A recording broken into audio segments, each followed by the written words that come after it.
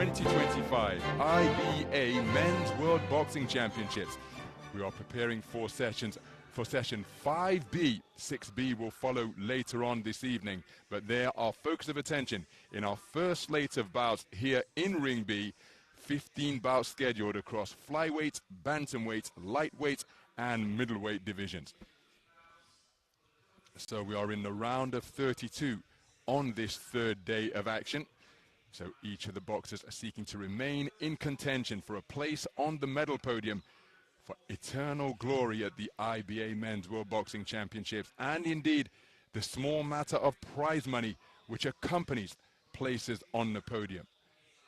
A prize fund of $8 million plus, with the prize winning athletes receiving $300,000 for gold, which will be split for 50% for the boxer, 25% for the federation, and 25% for the coach. But prizes being received in terms of financial reward all the way down to the quarterfinal stage, with the quarterfinalists receive $10,000. So the boxers in contention today at the round of 32, just a couple of wins away from making themselves $10,000 richer. This is the 23rd edition of the biennial championships that got underway 51 years ago in Havana in Cuba in 1974. It's the largest ever world championships in terms of countries attending. 108 federations from all corners of the globe sending athletes here to compete. 428 boxers, and each of them remaining in pursuit of their dream to earn championship glory in the IBA Men's World Boxing Championships. Well, it's been terrific competition so far through the opening 2 days of action.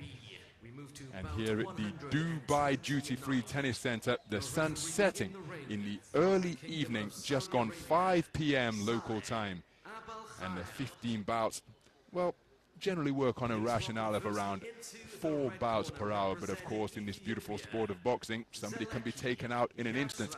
There's no set start time for each bout. It's not as though they're starting every 15 minutes. And if somebody is taken out early, then the next bout will roll on. And that, of course, has implications for everybody, particularly the boxer who is up next. They've got to make sure that they're gloved up and ready to go when they receive that knock on the door. So we're going to start things in the 51 kilogram flyweight division. And this will be a contest between boxers from Ethiopia and Portugal. A reminder that we have 5 scoring judges seated all around the boxing ring using the 10-point must system. One boxer must score 10.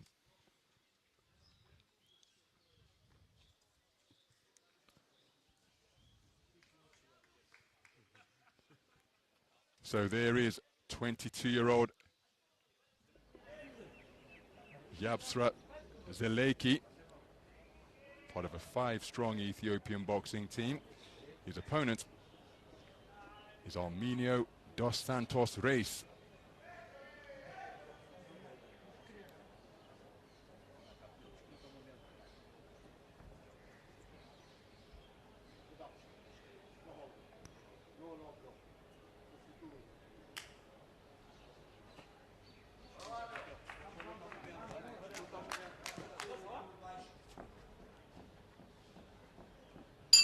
Round 1. So we're underway then. This is action in the 51 kilogram flyweight division, a contest between boxers from Ethiopia and Portugal. The taller figure, wearing red, is Yabsra Zeleke, 20 years of age, part of a 5-strong Ethiopian boxing team. This is the top half of the draw. 27 boxers make up the flyweight bracket, and his opponent, wearing blue, is Portugal's Armenio dos Santos REIS. Tactics plain to see from that shot, because the more compact figure, who's just looking to expand and contract the range on quick feet, has got to try and bridge that gap against his taller, rangier opponent. He's got the deeper level of experience as he scores with a good raiding attack, a 1-2 to the body. and maintaining the gap by using the space of the boxing ring, scoring with a good right hand which landed around the deltoid of Zeleke.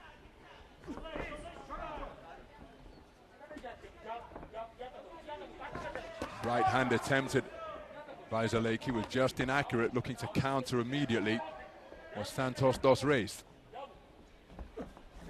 Santos dos Reis really feinting over the feet, and the two men exchanging feints and not really finding their range as we approach the midpoint of this opening round.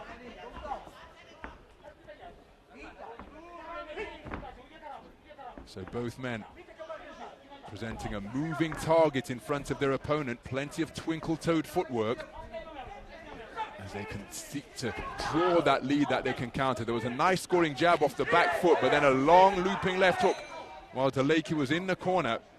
Perhaps the most solid shot of the round landed by Dos Santos Reis.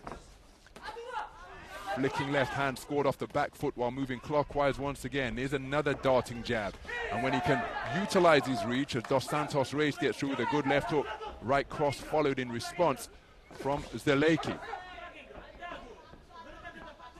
So it's been a high energy first round from both of these boxers, and Dos Santos Reis just beginning to find his range more consistently now. You scored with a wonderful counter left jab there. And again, doing a good job of making his man miss.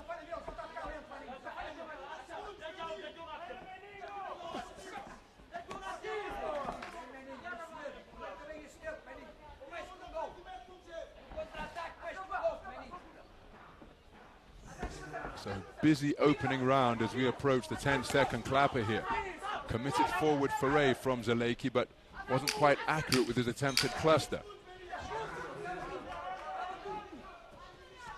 Oh, that was an opportunity to counter with the right hand for Zeleke, but he was out of range and couldn't find the target. So, busy opening round for both of these boxers. Each of them enjoying success, but I happen to think that it was the man in blue who did the better work overall. But what say the 5 scoring judges? We do have IBA live scoring available here. And so, as soon as those scores become available, we as viewers will be able to see the scores, and indeed it will be information that the coaches are in possession of, so they can let the boxers know and crucially adjust the tactics accordingly. So it's a clean sweep of the cards for Armenio Dos Santos Reis, taking the opening round 10 points to 9 for all 5 scoring judges.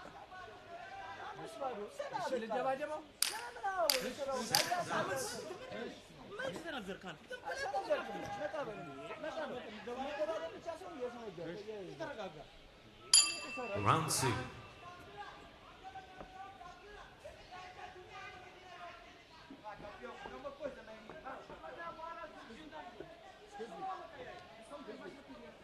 Well, it's just a bit of a delayed start to the second round, because the Ethiopian cornerman had left some paraphernalia on the ring apron, but now time finally called and the second round gets underway, and Armenio Dos Santos Reis scoring with a thrusting jab to the body immediately. Remember, he's taken the opening round unanimously, the 6-time national champion of Portugal, 2-time WBC amateur champion as well, and a silver medalist at the Portimao Box Cup in June earlier this summer. Racked up plenty of multi-nations experience all around the world, including at the prestigious BANTAM multi-nations in Spain in February of this year. And it was a certain Ellis Trowbridge, the GB boxer, who got the better of him. There's a nice scoring left hand from Zeleke, and then a solid shot landed as the two men came together once again. So Zeleke has got to try and do something to get himself back into this contest. Nothing wrong with the man's commitment or desire, not looking to measure it, but there he's got him on the ropes, cleverly claiming him immediately as Armenio Dos Santos Reis, because it was the most spiteful combination put together, rather telegraphed that left hook, but now he's keeping the attacks going as Zeleke, and these 2 phase attacks just giving Armenio Dos Santos Reis something to think about. Counters effectively on the inside, but the punch output has really been increased by both men, and that is a cracking counter right hand off the back foot from Armenio Dos Santos Reis. caught Zeleke as he was bull rushing forwards. And that, of course, is always a challenge for a boxer who's seeking to overturn a deficit, particularly if their instinct is to be a patient counter-puncher. When they've got to lead off, they can lead themselves open. And this seems to be a contest between counter-punchers. And so the aggression that the boxer from Ethiopia, Zeleke, is seeking to employ is just playing right into the wheelhouse of Armenio dos Santos Reis. Cracking first 2 minutes of the round. And credit to Zeleke, because having conceded the first round 5-0, he really has tried to change his tactical approach. It has paid some dividends as he leads off and lands with a left hook once again. But Dos Santos Reis keeping his composure and doing a good job to keep the movement going and look for his shots. But again, you see, that was a trade-off where both men had success on the inside. Looking for the check left hook is Armenio dos Santos Reis. Looping right hand over the top wasn't too far away, and there is altogether closer from Dos Santos Reis, who's planting his feet into the canvas, operating over a low-held guard and looking to bomb away with that backhand. Each man out of range, but a solid 1-2 combination from Zeleke. Terrific round of boxing, and a much better round for the man in red after he conceded the opening round across the board. Now, I'm not sure he's done enough to take the round, but it was certainly a change of approach, an increase in urgency and punch output, bringing him far more success. I just don't think it's enough success to give him the round overall. But make no mistake, Armenio dos Santos Reis now knows that he's not just in a contest, he's in a fight, because the man from Ethiopia sought to take it to him, put him on the back foot and work him over to both body and head. And there was the reverse 1-2, checking the chin of Armenio dos Santos Reis. Let's take a look at the scores. Well, once again, it's a clean sweep of the cards for dos Santos Reis. Seconds out. But be under no illusion, Zeleke really got himself into the contest in that round, even though he's got a mountain to climb to overturn a 20 points to 18 deficit for all 5 scoring judges. Well, I think the corner man, he left something on the ring apron previously, and now he's left his bucket. So once again, a delayed start to the round, because the corner man is only taking a percentage of his kit on each of the occasions he's stepping down the steps of the ring. But we're finally underway, third and final round action in what has been a terrific show opener here on this third day of action in Ring B. Because Yabsra Zeleke of Ethiopia conceded the first round in what was a battle between patient counter-punchers. Scoring shots were at a real premium. He conceded the first round unanimously. In the second round, he came springing out of his red corner and really sought to take it to Armenio dos Santos Reis, but he did a good job keeping the movement going just as he did there.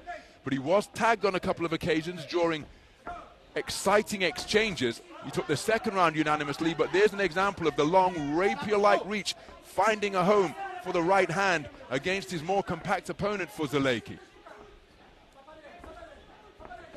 Scoring right cross to the body once again.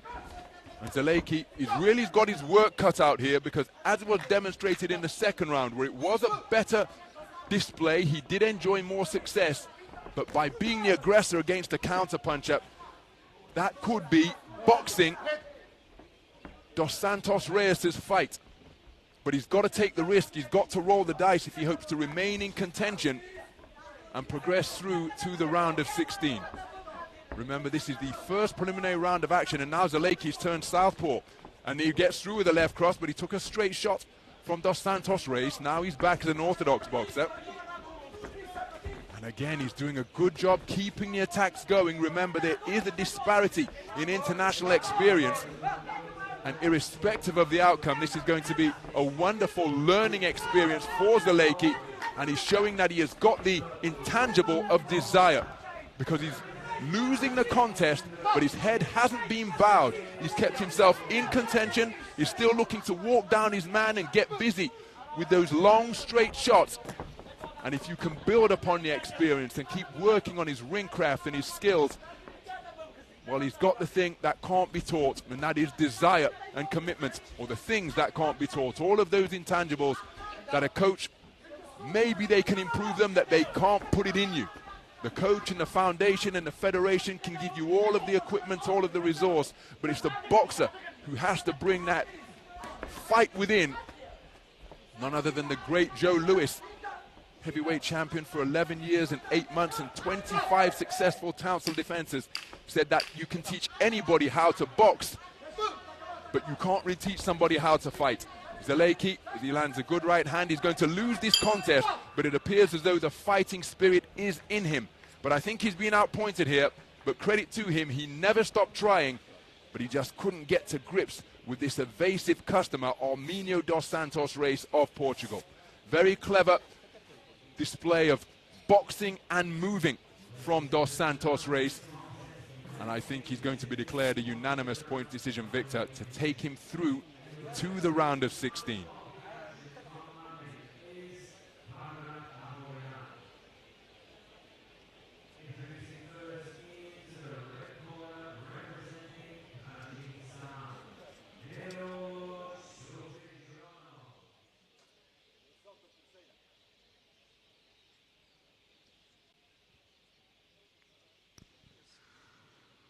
Ladies and gentlemen, your decision over on Ring B. Your winner by points via unanimous decision. In the blue corner from Portugal, Armenio Santos dos Reis. So there is confirmation of a unanimous point decision victory for Armenio dos Santos Reis.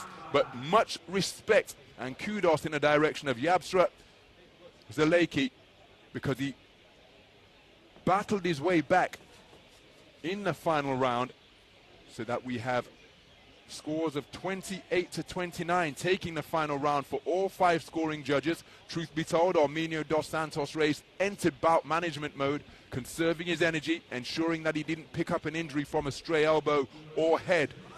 But dos Santos Reis really did take it to him for the entirety of rounds 2 and 3, just not enough to overcome the clever boxing and moving of dos Santos Reis. And he goes through to the round of 16.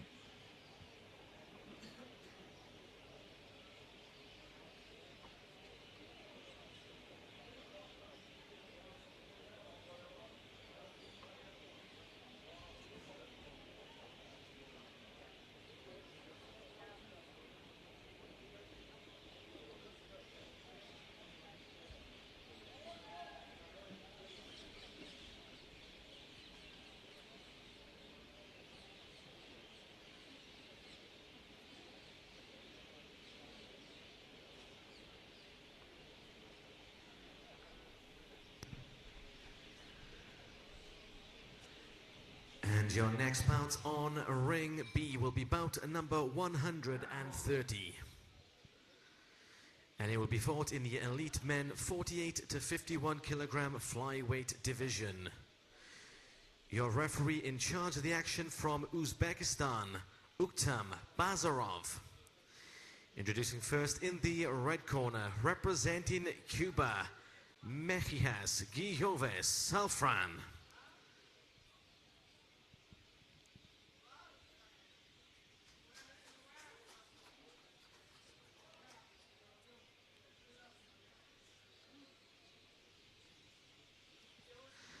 And his opponent in the blue corner, representing Azerbaijan, Nijat, Huseynov.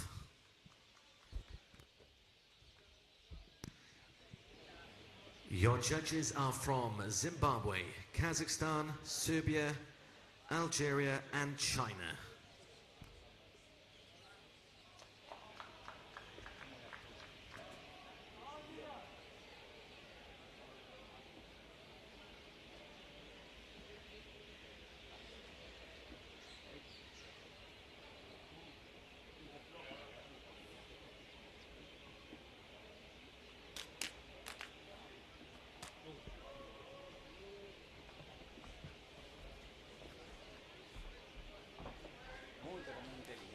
So there is GIOVIS Salfran, 28 years of age,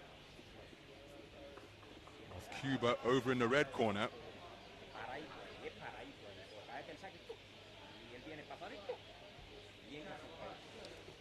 His opponent is Nijat Huseynov of Azerbaijan.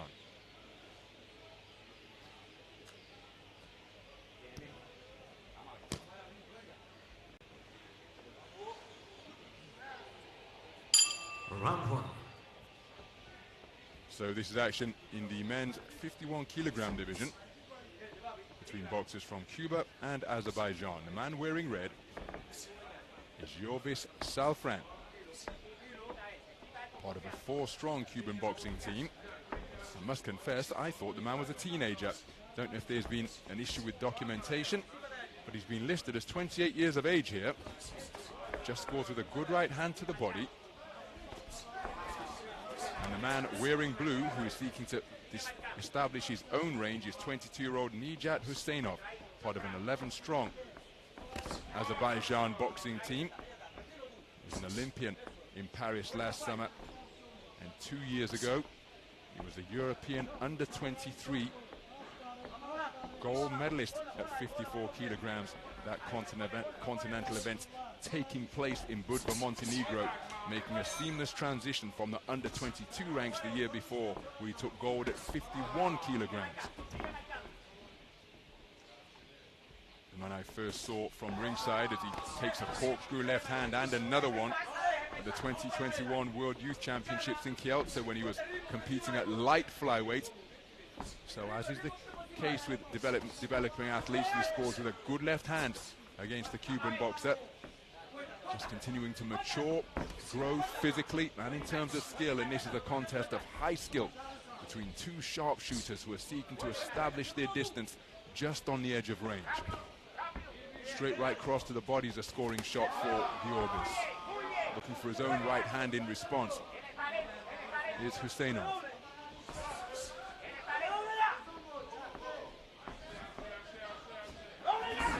Right hand to the body, the scoring shot, as both men look to unfurl backhands at the same time. Clipping left-right success once again for Huseynov.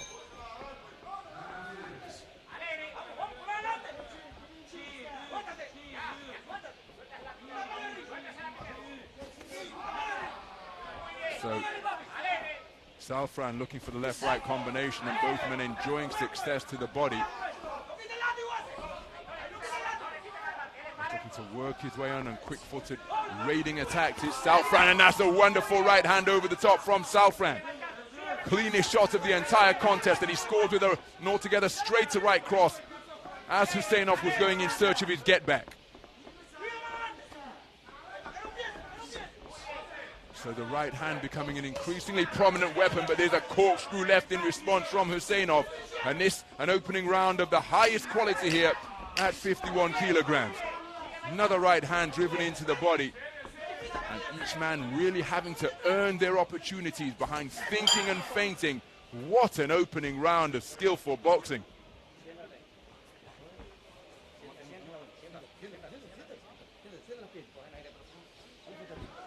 So what do you prefer in the opening 3 minutes? Because this man began to find a range with some really eye-catching right hands, but over in the other corner, Huseynov was having his successes as well. It could well be a split. But the skill level on display here absolutely through the roof in this round of 32 encounter in the 51 kilogram flyweight division. Wonderful to behold. There was the right hand over the top, which was the most eye-catching shot of the entire round.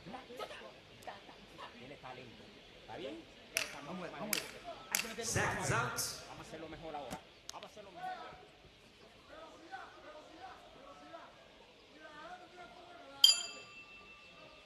Round two. So we move into the second round.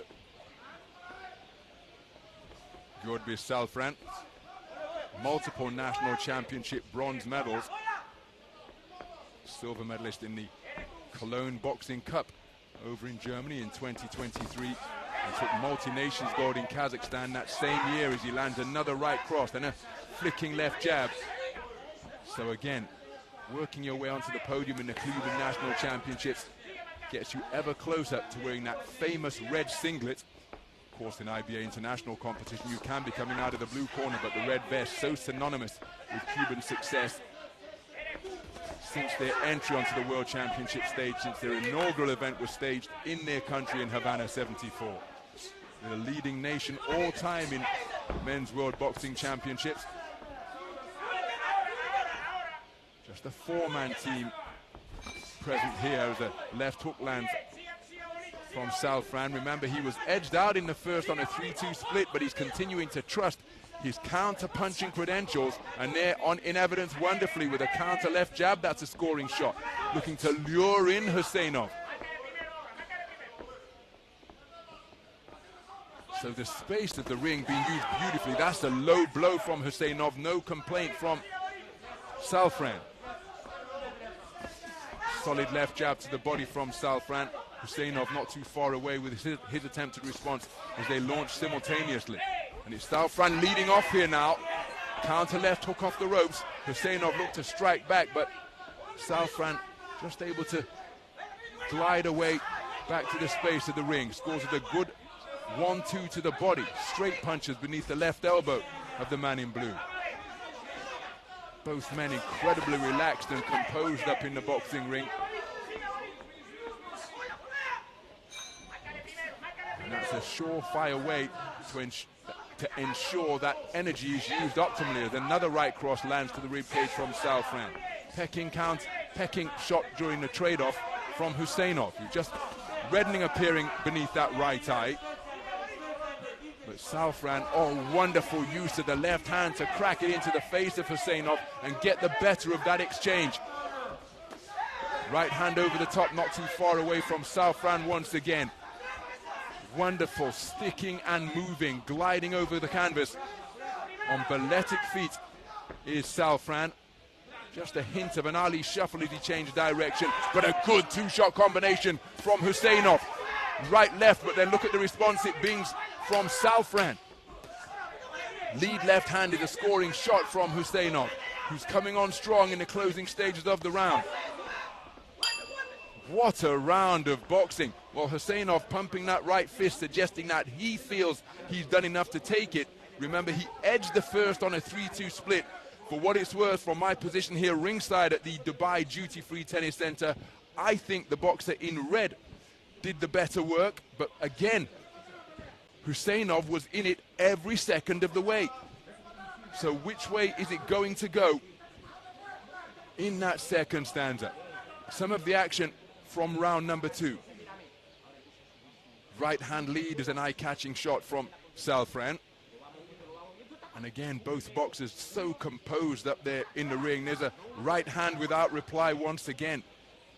And there's no tell that the shot is coming. Everything is within rhythm and flow for Salfran. But Huseynov remained committed to his task and never stopped his pursuit of the Cuban boxer. So these scores are going to be very interesting. I happen to think the man in red did enough to take it. And we've not been able to bring you the scores. So how do things stand with 3 minutes? Oh, what a shot! Well, it was a shot landed by Salfran, and then the legs tangled, and over he went to the canvas. Ruled a slip. But I think this contest is incredibly close and could well have come down to this final round. Look at that disruptive left jab, causing Huseynov to swing and miss because Salfran had already ghosted away. There's a good left jab from Huseynov. Counter jab twice in quick succession from Salfran. Wonderful lead left again, but then look at the response from Huseynov to launch a long left hook to dislodge the mouthpiece of Salfran. So the scoring finesse of Salfran behind that long left jab contrasted with the long looping left hook which caught him to dislodge the gum shield. So you see the referee making that gesture, biting his fingers and thumb together. If that mouthpiece is dislodged on 2 more occasions, it could well result in a point deduction. On the resumption, Huseynov scored with a good left hand, but there's a check left hand from Salfran. Keeping his man occupied with the lead left hand. Remember the jab, the rangefinder of the ring. He's just changing his posture now because, again, as he scores with another thrusting lead left. Oh, that is a beautiful counter punch off the back foot once again from Salfran. Launching in with the left hook, which landed around the shoulder, is Huseynov, quickening his feet to try and cut off this dynamic figure in the red vest. Heads come together forcefully with Salfran pinned against the ropes. Hitting on the break from Salfran, neither man heeding the referee's command to stop. Exchange of jabs, with both men had success with a sneaky left hand on the inside from Salfran. Crossing his feet as he's coming forward is Huseynov, and he's having successes. Salfran, as a back foot boxer, may have to push Huseynov back on occasion here, because Huseynov has been the aggressor throughout. Looking for a left hook of the lead variety was Huseynov, and now on the inside, Salfran wasn't even looking to compete at close range there, letting Huseynov work away despite wrapping up his left hand. And Salfran just seems to be fading a little bit in terms of his punch output, and his movement has decreased. Is he feeling the pace? But there's a cracking, crisp right hand again, but look at the two-shot response from Huseynov. To have the final and better word, the man in blue. Wonderful counter left hand again from Salfran. Just stopping Huseynov in his tracks. There's the bell, or excuse me, the clapper, closing seconds of what has been a really skillful third round and brilliant contest. Huseynov thinks he's done enough, so too does Salfran. What a contest in the 51 kilogram flyweight division between GIOVIS Salfran and Nijat Huseynov. Weren't able to bring you the scores after the second round, but I think that Salfran did enough to take it. But how did the judges score it? There was some wonderful quality like that from Salfran, but through the middle passage of the round, he just appeared to take his foot off the gas a little bit. And Huseynov never stopped coming. The more eye-catching shots came from the man in red. The more consistent work came from the man in blue in that final round. How have the judges scored this one? Remember, if it's 3-2 in either direction, we will be going to bout review. And given how long the scores have taken to tabulate, that could well be the case here.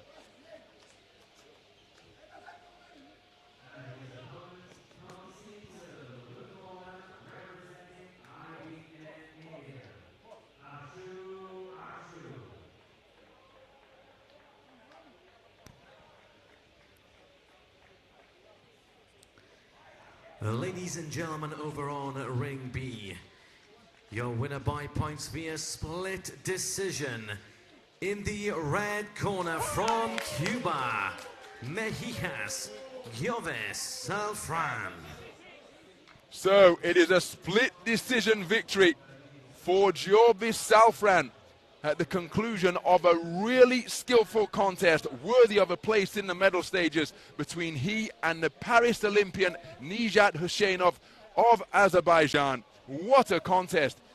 But it's Salfran who goes through and Huseynov eliminated. I would like to take a look at those scores to see how they were returned, because it was a real game of fisted cat and mouse, this one, an incredibly close affair. And it's the quality pot shot punch picking of Salfran that has been preferred by the judges. A bout of high skill, and it's the Cuban boxer who progresses through to the round of 16. There he will face off against the man from Portugal.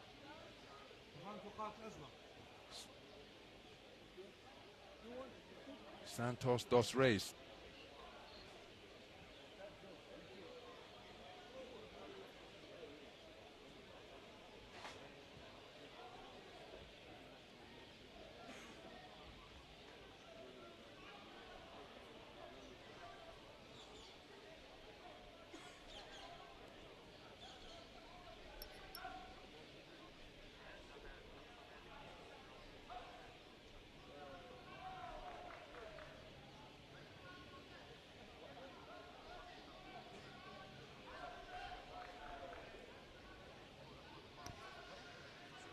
Ladies and gentlemen, over on Ring B, we now move on to bout 131 in the elite men 48 to 51 kilogram flyweight division.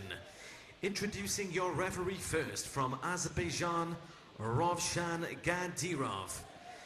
Introducing your first fighter into the red corner representing Sri Lanka, Pasindu Godakandalage.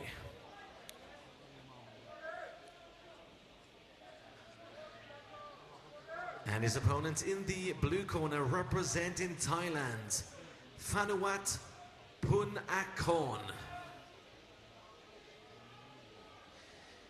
Your 5 scoring judges from Kyrgyzstan, Moldova, Spain, Turkmenistan and Cuba.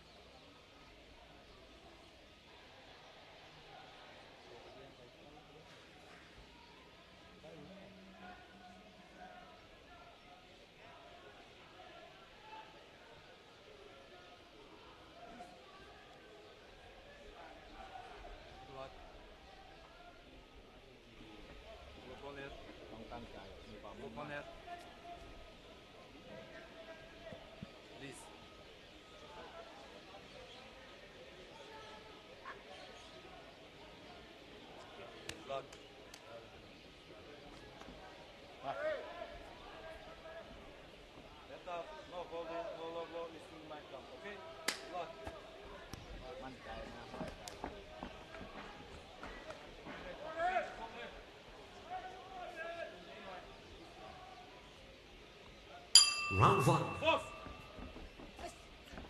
This is action in the men's 51 kilogram flyweight division.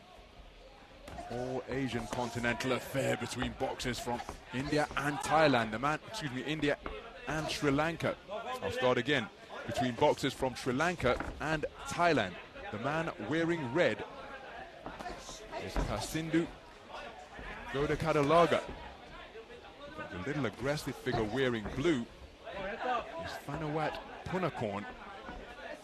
Participated in the World Boxing Under-19 World Championships last year. That event was in Germany and has picked up multi-nations experience in the United States and Thailand. The taller figure wearing red, who had just scored with a good left jab, is Pasindu Godakandalage. Part of an 8-strong Sri Lankan boxing team. Multiple national championship golds in Sri Lanka. Comes from a boxing family. He was a quarter-finalist in the 2023 Asian Under-23 Championships at 51 kilograms in Bangkok in Thailand. Well, it's an aggressive start to this by both boxers. Tactics plain to see, not too far away with the overhand right was PUNNAKORN. And a beautiful right hand lead without reply, dipping beneath the attempt to counter from Godakandalage. Good work to the body and head with the right hand from PUNNAKORN.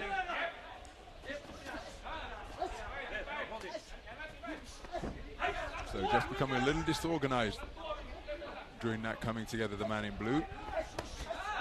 Each man exploring the body. Wonderful overhand right and then ghosting away counterclockwise to his right from Godakandalage.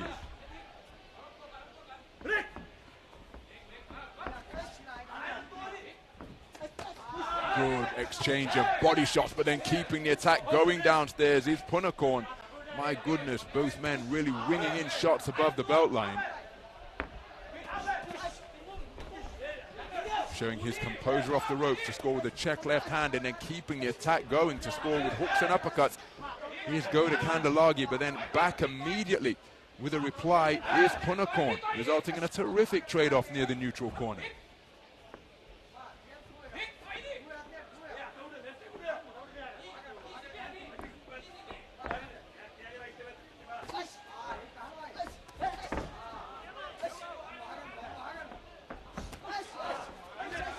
So looking to get over that front foot once again is PUNNAKORN, closing seconds of the round.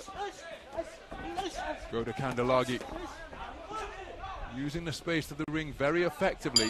He's got a hard charging opponent in front of him. Terrific opening round of boxing.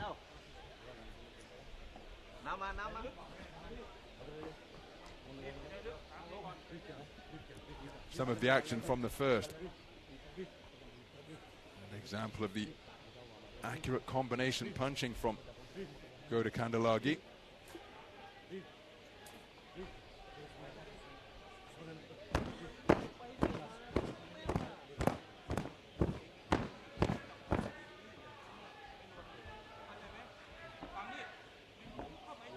So a round where both boxers enjoyed success. The man who was on the front foot seeking to take it to his opponent was PUNNAKORN of Thailand in blue. Seconds out.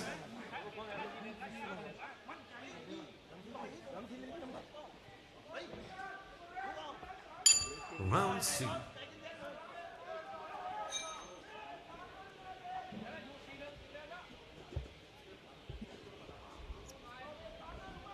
So we move into the second round after a really skillful opening 3 minutes. Unable to bring you the scores, but I had the sense that it was a pretty competitive round where both men enjoyed the successes. But this man in Thailand, giving the impression that he will simply not be denied, continuing to will his way forwards and looking to get inside as he scores with a good left hand just above the belt line. There's a cracking right hand lead from Godakandalage. But Phanuwat keeping his shape nicely as he seeks to bob and weave his way into range, looking for the bolo backhand to the body. Here's PUNNAKORN.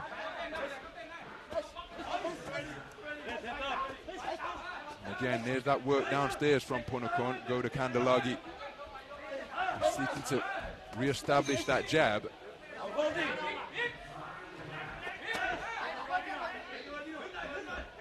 Again, not a good place to be from my perspective for Godakandalage, even though he's comfortable seeking to counter punch off the ropes when he's got both shoulder blades touching the strands as he takes a good jab to the body. By definition, he's presenting a square on target to his opponent. And PUNNAKORN is proving to be a really adept body puncher. There's the same illustration of that right on cue as he slung in a good left hand to the body. There's a bolo backhand in response from Godakandalage, but then PUNNAKORN answering back immediately with more offensive success downstairs. Another bolo backhand landed for Godakandalage.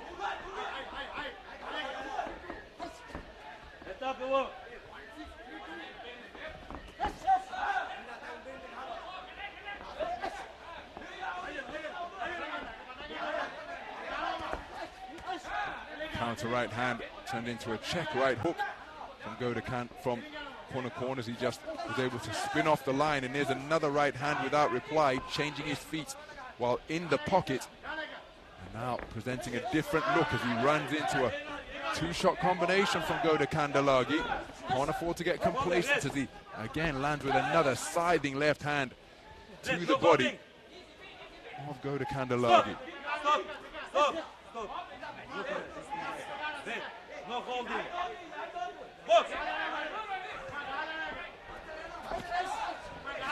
Impressive lead left hand downstairs from PUNNAKORN. Counter right hand over the top from Godakandalage while PUNNAKORN was scoring to the body.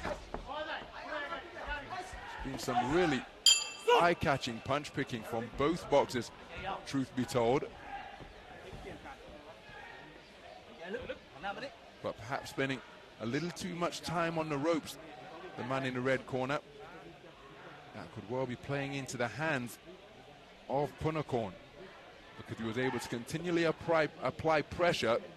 And there you see, by being on the ropes like that, just reducing the movement options that are available, because by definition, there's nowhere to go in terms of reverse gear. And I think PUNNAKORN took advantage of Godakandalage adopting that ring position to the extent that he did. And I think he's done enough to take the second round. Now, we haven't been able to bring you the scores recently. So PUNNAKORN has taken both rounds on a 4-1 split. Judge number 3 preferring the work of Godakandalage in both rounds 1 and 2. So as we move into the third and final round, Pasindu Godakandalage needs a massive final round because he's trailing by 20 points to 18 for 4 of the 5 scoring judges. There's a wonderful counter right hand landed on the inside by PUNNAKORN.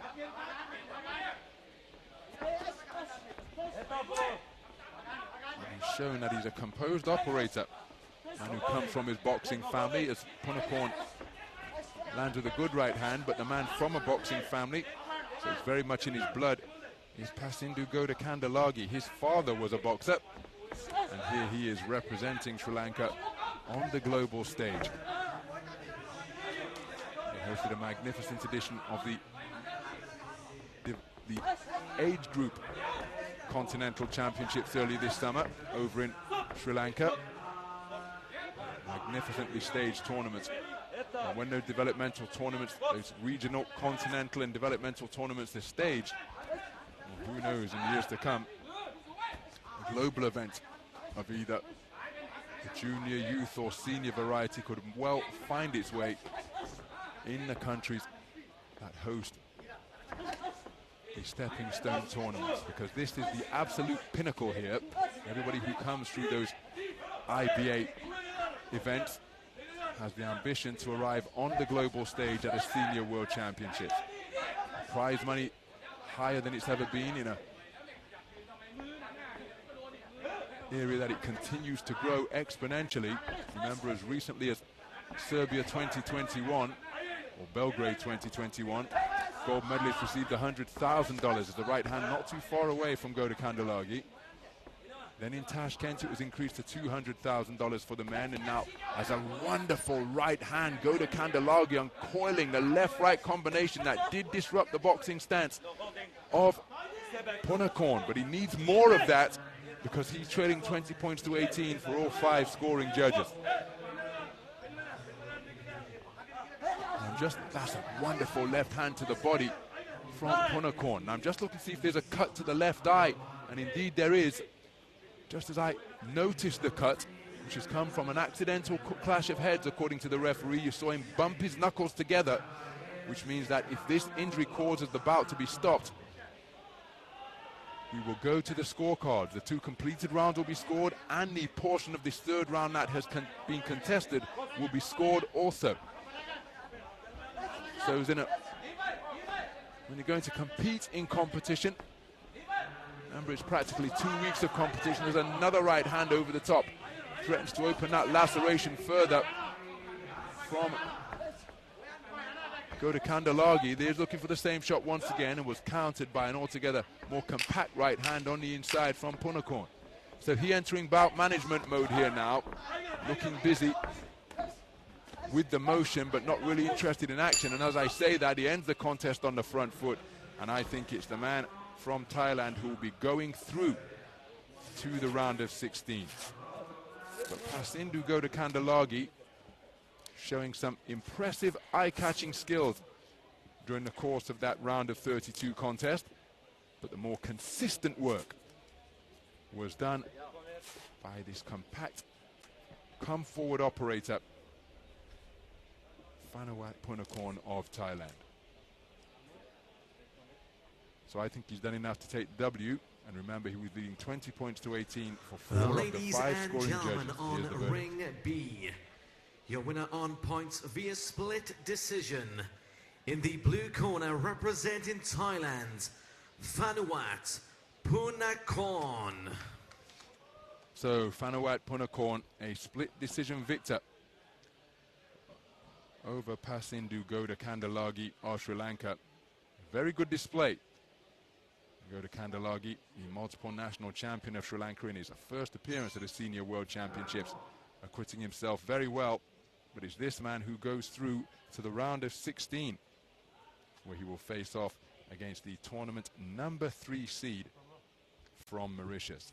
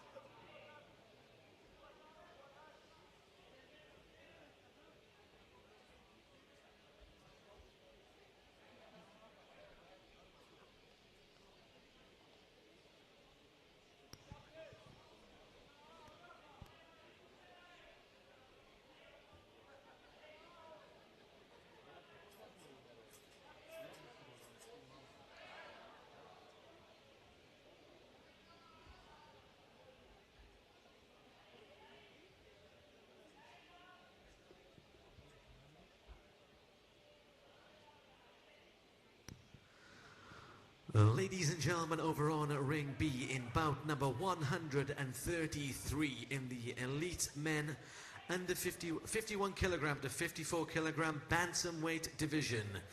Your referee in charge of the action from Kyrgyzstan, Jamila Borkoeva. Introducing first into the red corner, representing Ghana, Amadu Mohammed.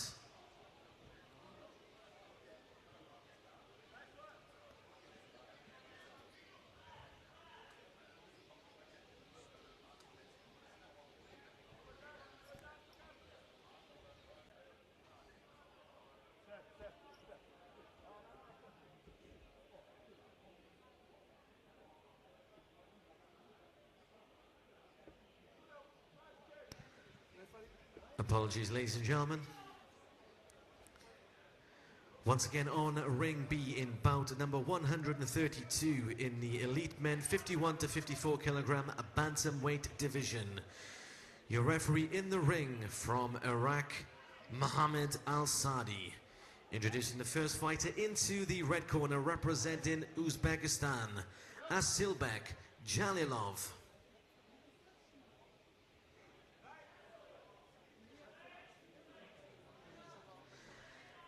And his opponent in the blue corner, representing IB neutral Turkey, Sadai Ahiskali. Your 5 judges are as follows: from Saudi Arabia, from Russia, from Croatia, from Zimbabwe, and from China.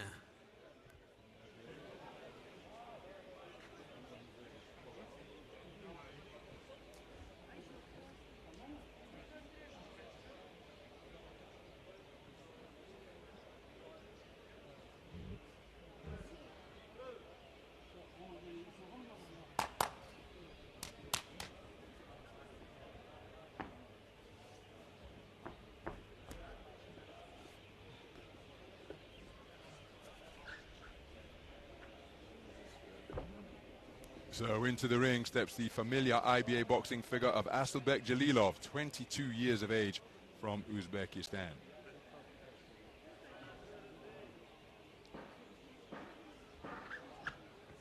His opponent from IB neutral Turkey is 26-year-old Sadai Ahiskali.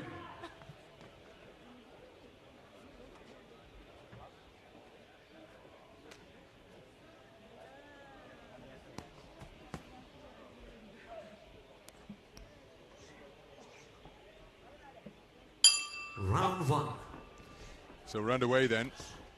We've moved into the 54 kilogram bantamweight division, and this is a contest in the round of 32 between boxers from Uzbekistan and the IB neutral Turkey. So representing Turkey effectively is the man in blue. That's Sadai Ahiskali, 26 years of age, part of a 5-strong team. Looking to go to work with cuffing shots around the corner, but tucking up effectively behind high-held gloves is the tournament number 5 seed, Asilbek Jalilov,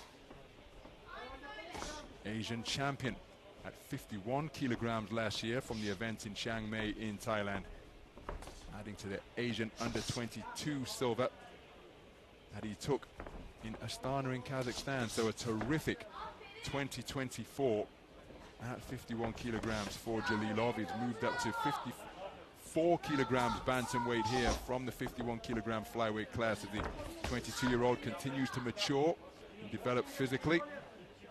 He's got his hands full against the composed operator. You can see that it's Jalilov, who is a slightly taller man. And he's looking to turn those attributes of length and reach into assets.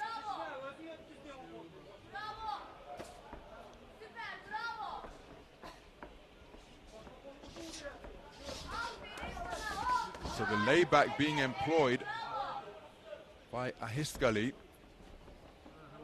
And just as he was laying back, there was nowhere else to go. And while his chin was up in the air, he got clipped by a couple of punches on that forward foray. And scores with a good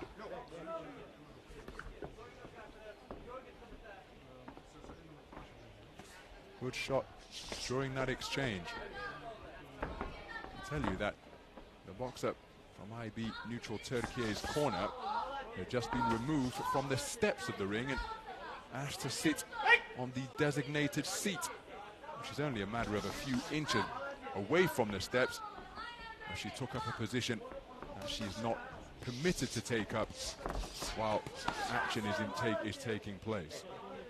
But up in the boxing ring, incredibly intense affair with 30 seconds remaining. As again, each man trying to draw that lead that they can counter. After going on the front foot, Jalilov now showing his prowess as a back foot punch picker, seeking to counter against Ahiskali. Well, that's the other ring, Steve. That can be a little bit confusing because there's a 10-second clapper in this ring. Ring A just across the open-air venue of this Dubai duty-free tennis center. And in the closing seconds of the round, both men standing and testing their sharp shooting skills.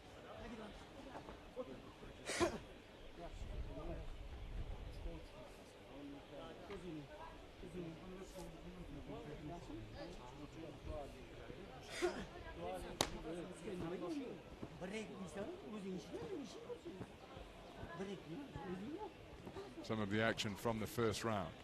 Nice movement in the pocket from Jalilov.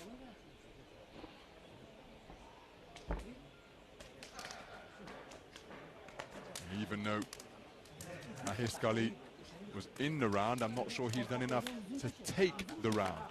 But again, we have 5 scoring judges using the 10-point must list, and how did they see it? Seconds out.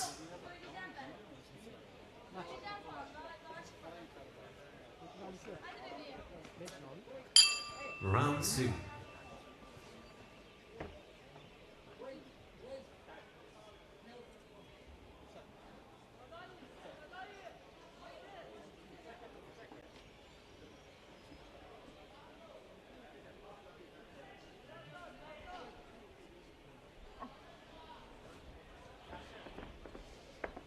So the second round underway.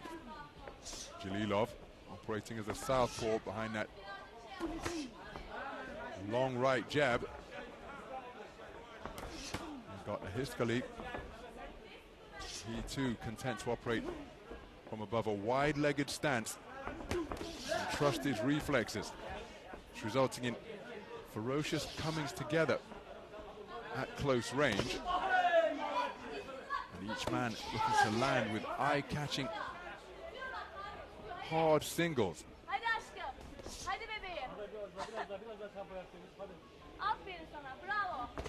Bir daha. Çok güzel Sadai. Devam et oğlum, devam et. Bak sen onu alta vur, bak kesiliyor. Aşağı yukarı Sadai. Bak sen onu Evet, kesiliyor. evet, Evet, oğlum, işte bak, bu. harika. Bravo, Harika. bravo. Tempoyu arttır. Bu. Çok güzel Evet oğlum. bu. Çok güzel dövüyorsun şu an. Hadi. Bak, So bir anda neither alta man vur hayatım. finding their range with any consistency. Şimdi sen. Sadai şimdi sen. Şimdi sen at. Sadai sen. Başla. Ondan önce başla. At. Oo, yok böyle yok. Hayatım yorulduğunu belli etme. Rahat. Yapma bunu. Rahatsın Sadai. Diri dur hadi evet. Bir daha. Right hand to the body, not too far away. Ha çifle gir. Evet. Şimdi sen. Vuruş yapman lazım. Vuruş yapman lazım. Bravo, devam. Aferin sana. So evet. each man Altta sert vur o kesilecek just a bak. little inaccurate through this portion of the round.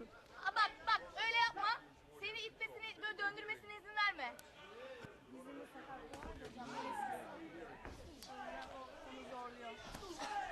Alma onları bebeğim. Hayır evet çok iyi. Son 15. Yok, son. So final minute of this second round, where there has been plenty of motion, but the accuracy hasn't been consistent. There was a pivot punch attempted by Ahiskali, and again, he's very busy, but I'm not sure he's produced enough point-scoring punches. 30 saniye daha Sadai. 30 saniye kaldı.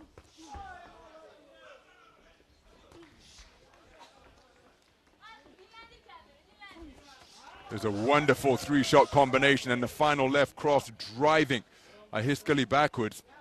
Just playing with him by tapping on the top of the head after that moment of superiority is Jalilov. And I think it's Jalilov. Well, I think he took the first round. I think he's taken the second as well. Because he's just beginning to lose his shape there, spinning around and turning his back on his man. 6 minutes completed in this round of 32 encounter.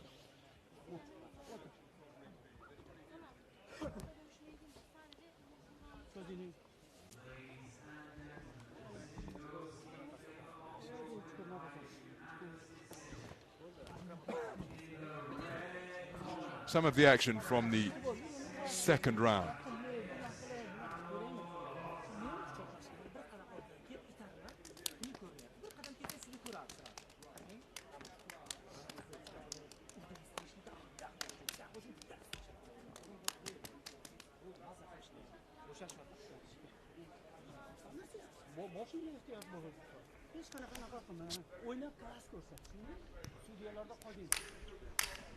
Seconds out.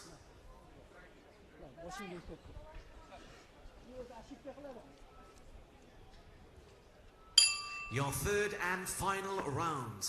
So we move into the third and final round.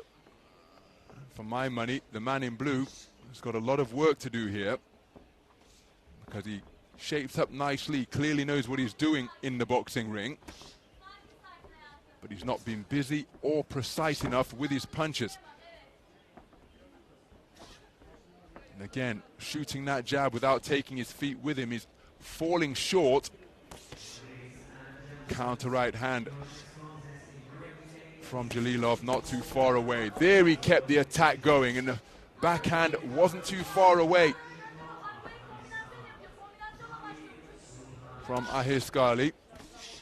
Scores with a left jab, and proving to be a little more precise through this portion of the round. That left jab caused Jalilov to just blink and sniff a little bit. But like the competitor he is, he goes in search of his get back. Wonderful left hand to the body, and you can see it's brought about a bit of a reaction from Ahiskali, and that's a surefire way to reveal to your opponent that you felt that shot. He's showing content by keeping his hands low, but I think he's just buying time a little bit here. Again, feinting by pounding the gloves together, but that is not going to put points on his tally, and that's what he needs in his third and final round, because I think he's been outscored and outworked over the course of the first 6 minutes. Wonderful right hand to the body from Ahiskali, but every time he's had success, good work downstairs once again, while Ahiskali was looking to hold on. Every time, well, he's got a prop. Well, it's a standing count, my goodness. The work to the body, and again, Ahiskali wasn't working, he was holding, and after he landed a good shot downstairs, the two men found themselves at close range, and on a resumption, double, treble left hands out of the southpaw stance, checking the chin of Ahiskali. He tries to fire back with a right cross of his own, does have more success with his second attempted right. But again, that's why you've always got to remain cognizant of the referee in the ring and show them that you're up for the fight and not just staying near and accepting the punches that are thundering into the body. So, a little bit of a strange interlude through that round. And Ahiskali, again, he's hurt to the body once more. Scores with a counter right hand upstairs. But you can see how he's brought his hand down. He was just taking in lungfuls of oxygen through an open mouth. And he's backing away here. Another burst of punches without reply. And he's got to show the referee something. Can't just stand there and accept it like that. The mantra is protect yourself at all times. And if you're just standing there hugging your opponent, he's well within his rights to work away with shoe-shine punches to the body. Very strange display in the final round for my money for Ahiskali. Took an 8 count, which was probably a little unfortunate, but he wasn't fighting back, he wasn't defending himself, and he just stood there accepting the body shots. As happened again near his own corner in the closing seconds of the round. See, that was the first body shot that brought about a response. And then there was plenty of posturing coming from Ahiskali. And then on the resumption, repeated left hands out of the southpaw stance, landing right on a jaw that was pretty unprotected. And then he took more body punches in the closing round, looking to the ref, but this is boxing. And again, the referee always reminds you, protect yourself at all times. In that instance, he didn't do that, Ahiskali, and I think the man in red is going through. Over on ring B, your winner on points via unanimous decision. In the red corner from Uzbekistan, Jalilov Asilbek. So there is confirmation of a unanimous points decision victory for Jalilov.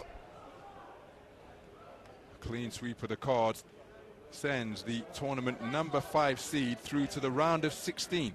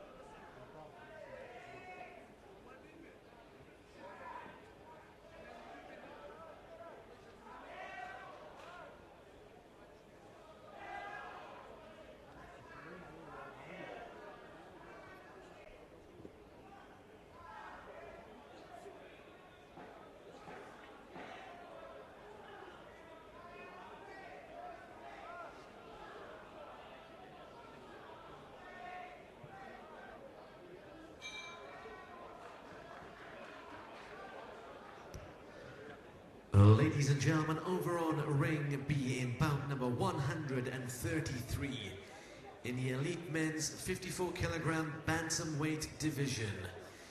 Your referee in charge of the action from Kyrgyzstan, Jamila Borkoeva. Introducing the first fighter into the red corner representing Ghana, Amadu Mohammed.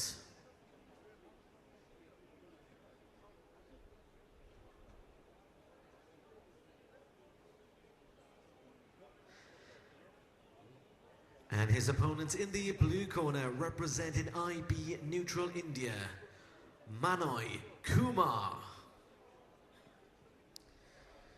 Your 5 scoring judges are from Spain, Moldova, Kazakhstan, Azerbaijan and Algeria.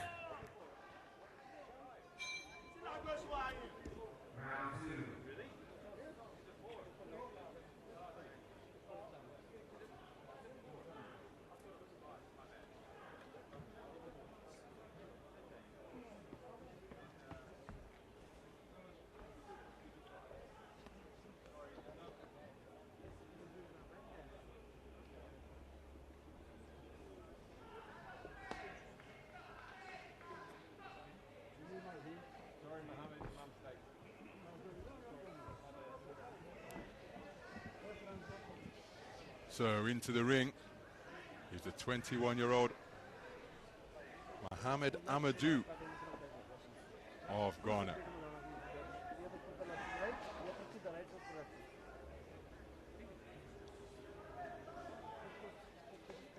His opponent is 32-year-old Manoj Kumar of India.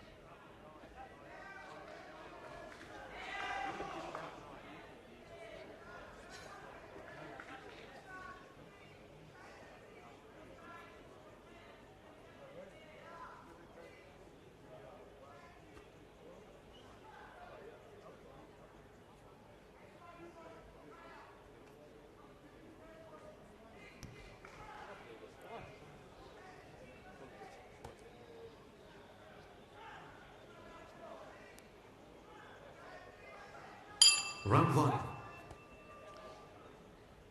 So we're underway then. This is action in the 54-kilogram bantamweight division, a contest in the round of 32. And it's a contest between boxers from Ghana and India. An all-southpaw affair and hard punches being slung in right from the opening bell, including that arcing left hand out of the southpaw stance, and a man delivering those punches with bad intentions. It's Mohammed Amadu, 21 years of age, part of a three-strong Ghanaian boxing team. And his opponent is 32-year-old Manoj Kumar, representing IB neutral India. 32 years old, the reigning national champion, having claimed that national crown last month.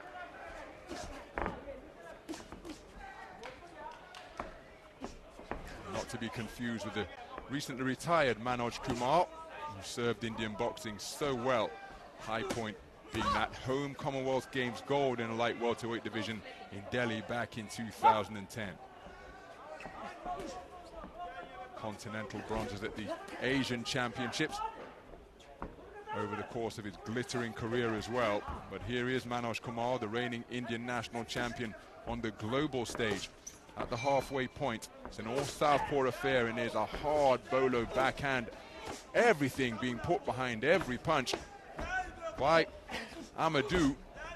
Really is planting his feet into the canvas and looking to deter his man. Right hand to body and head, and it can hear his exertions audible, and that final right hand to the body I think has hurt Manoj Kumar. There's another one, and look at how his elbows are clamping around his torso before he wraps his man up like a gift, just to gain some respite from these body shots that have been dug in. And then a jolting southpaw right jab on the resumption brings about an 8 count.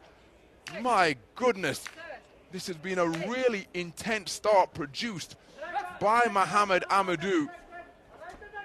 It seems as though he's intent on getting his man out of there inside the distance. It was the jolting right jab on the resumption once again. That's the shot which brought about an 8 count. But it's his work to the body that just posed a few problems for Manoj Kumar.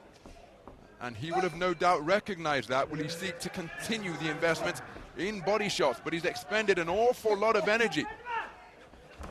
And there's another bolo right hand into the body. But Manoj Kumar, despite taking an 8 count and getting over the front foot and going in search of his get back, that left hand from Amadu just sending Manoj Kumar in between the ropes. Counter right hand not too far away from Amadu. Now just taking a little of the pop off the jab and seeking to find the range on the bell. My goodness, that was a hard punching start by Mohammed Amadu. Must have taken that first round unanimously. Now remember, an 8 count won't necessarily result in a 10-8 round. And Manoj Kumar did respond after taking that 8 count, but there's an example of the body punching, and then look at the leverage being generated on these shots from Mohammed Amadu. Really planting his feet into the canvas and ripping them to both body and head. And it was a right jab which brought about an 8 count after a whole bundle of body shots. Just brought the hands of Manoj Kumar down. Here's an example of the body punching. Seconds out.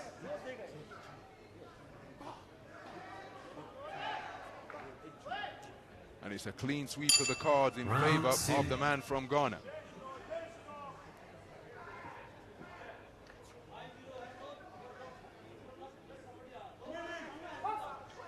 So the second round underway. Manoj Kumar conceding the first round unanimously. My goodness, it's a real mole fest taking place up there through the early stages of this second round.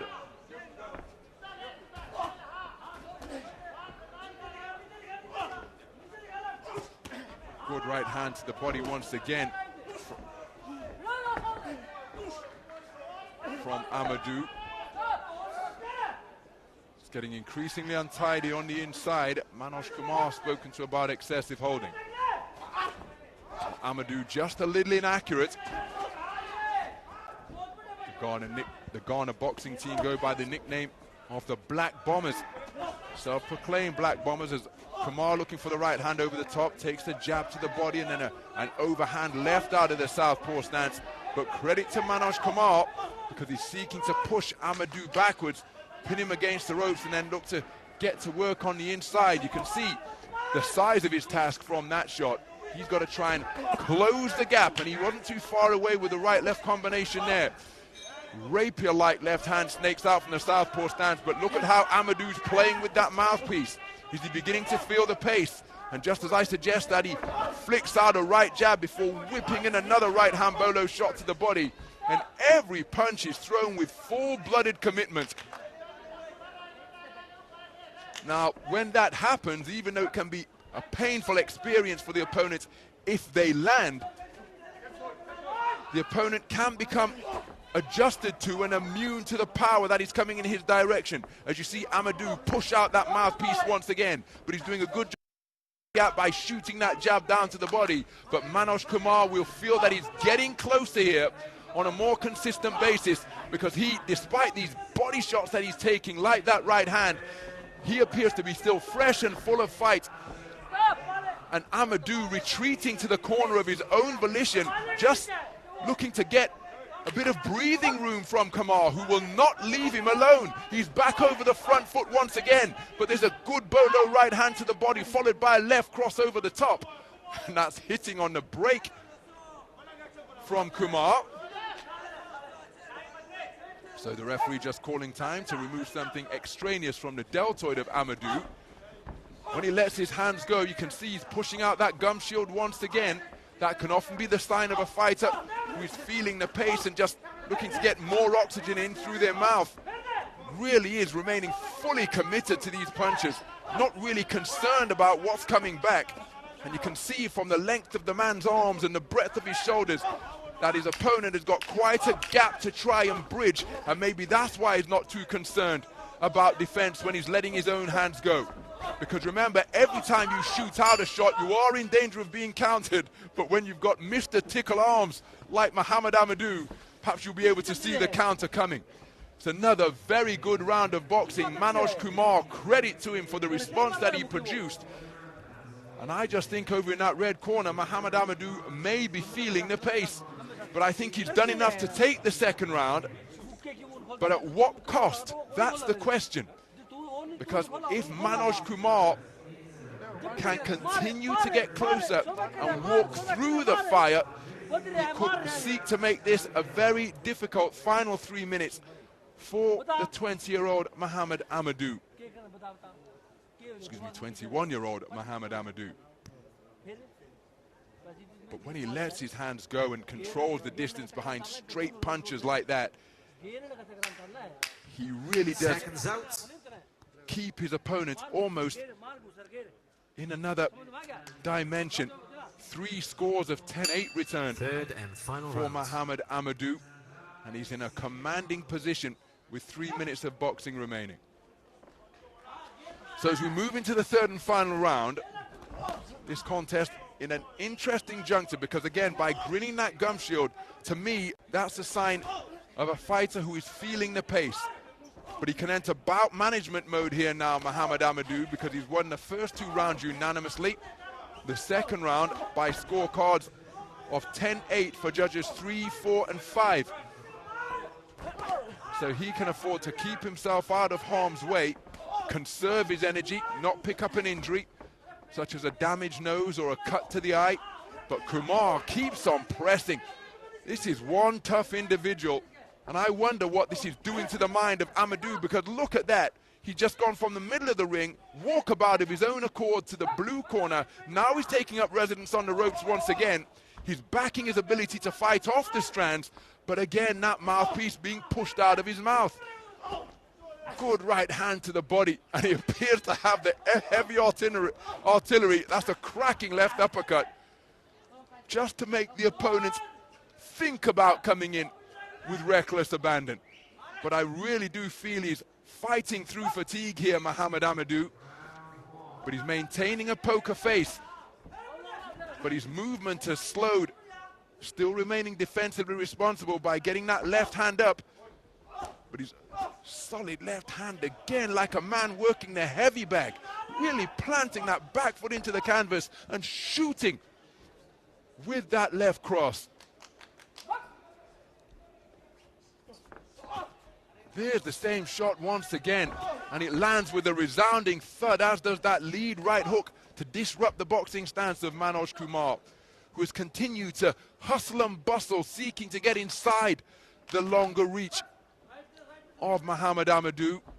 And you have to credit the man's commitment in that regard, as he walks onto another rapier-like left, which causes him to take a step back, as does that uppercut underneath. But Manoj Kumar, I suggested, is this playing tricks on the mind of Mohammed Amadu? That can often be referred to as the curse of the puncher. You get a knockout artist who takes everybody out, and you're hitting your opponent with this. Oh, that is a cracking right uppercut. My goodness. It came behind a flurry of blinding jabs, and then from the same fist, a right uppercut turned underneath that snapped the head backwards of Manoj Kumar like a Pez dispenser. A cracking shot. And Mohammed Amadu, despite appearing to be fighting through fatigue and draining energy levels, still possesses the potency of punch that makes him a real threat to end the contest at any time. There's the bell to conclude the contest. Don't think there's any doubt about the winner. It will be the man in red. But Manoj Kumar taking an 8 count in the first, taking an 8 count in the third. But Mohammed Amadu will know that he's been in a fight here now. Manoj Kumar never stopped competing. But the quality, the precision, and the power from heavy-handed, two-fisted attacks coming from Mohammed Amadu. Good variety, every shot in the book. And watch this. There's the right uppercut after a whole series of right jabs out of that southpaw stance. Good to see that respect between the two. It'll be Mohammed Amadu going through to the round of 16. Just awaiting official confirmation.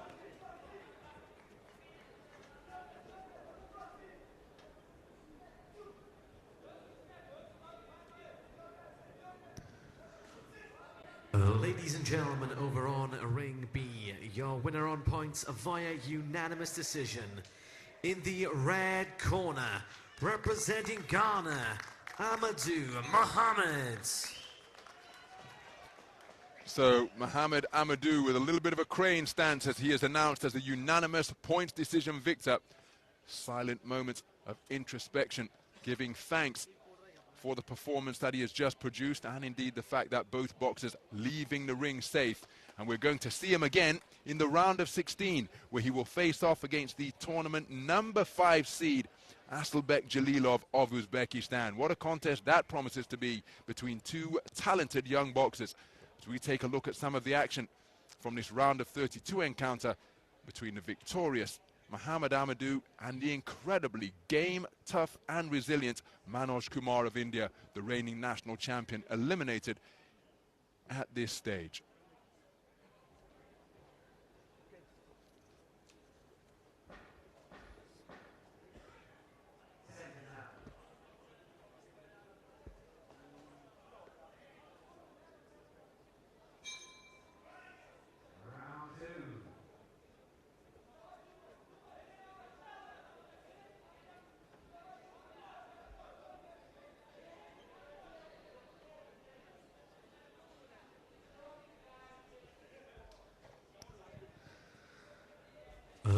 and gentlemen, over on Ring B in bout number 134 in the elite men's 54 kilogram bantamweight division. Your referee in charge of the action from Iraq, Mohammed Al-Sadi. Introducing your first boxer into the red corner, representing Serbia, Artur Alikovic Nagapetjan.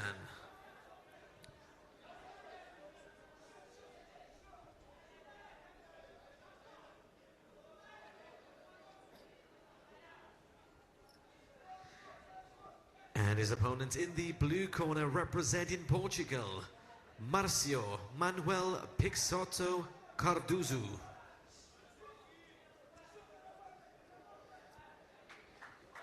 Your 5 scoring judges are from Kazakhstan, Uzbekistan, China, Russia, Croatia.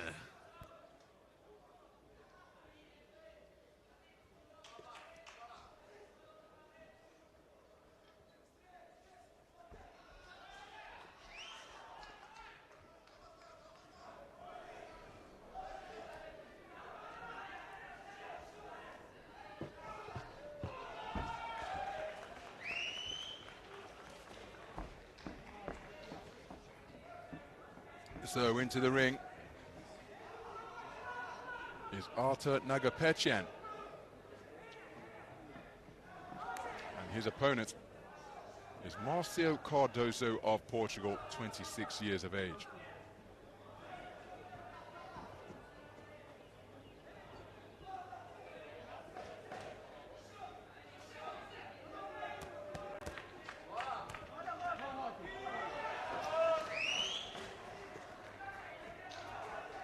Round 1. So this is action in the 54 kilogram bantamweight division. And a left hook followed by a blistering attack from both fists being launched right from the sound of the bell is being put together by Marcio Cardoso, 26 years of age, from Portugal, part of a 5-strong Portuguese boxing team. The man who has been put under this sustained burst of pressure, tucking up behind high-held gloves, is Artur Nagapetjan, 24 years of age, an undefeated professional, having made his debut in March of last year. His last fight was in December of last year. 3 wins out of 3. Also competes on the IBA Pro stage as well, and he's looking to get to work on the inside, keeping those gloves open to effectively bracket his head with his hands. But despite his professional activities, as he shovels in 2 shots to the body, did return to 3-round boxing just last month to take 2025 European Champions Cup gold in the capital of his homeland. So after being put under pressure for the start, Nagapetjan just looking to find the range and make this one an inside affair. Beautiful movement in the pocket, good right hand to the body, and wonderful body punching, and then a right hand to the chin from Nagapetjan, jabbing his way out of the corner is Cardoso.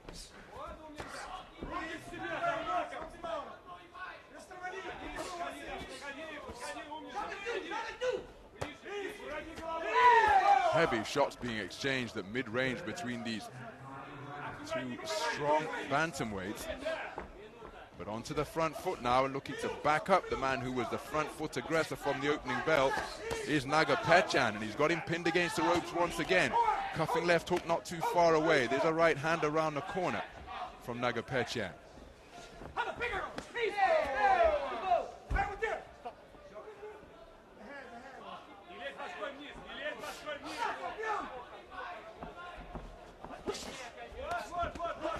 Good work to the body to walk his man back to the blue corner from Nagapetjan. Cracking right uppercut, snaps the head back of Cardoso. Cardoso trying to bob and weave, but he's finding himself pinned against the ropes, and he's cuffing shots being slung in scything fashion, all getting through. So Nagapetjan keeping his composure wonderfully despite being put under pressure in the opening stages of the round. and it's he who is ending the round on the front foot, looking to pin Cardoso in the corner. Cardoso, keen to maintain a gap between his opponent, catches him with a beautiful bolo backhand as he was coming in. My goodness, that was an action-packed affair where it was a blazing start by Marcio Cardoso, only for NAGAPETJAN to work his way back into contention with some terrific work on the inside.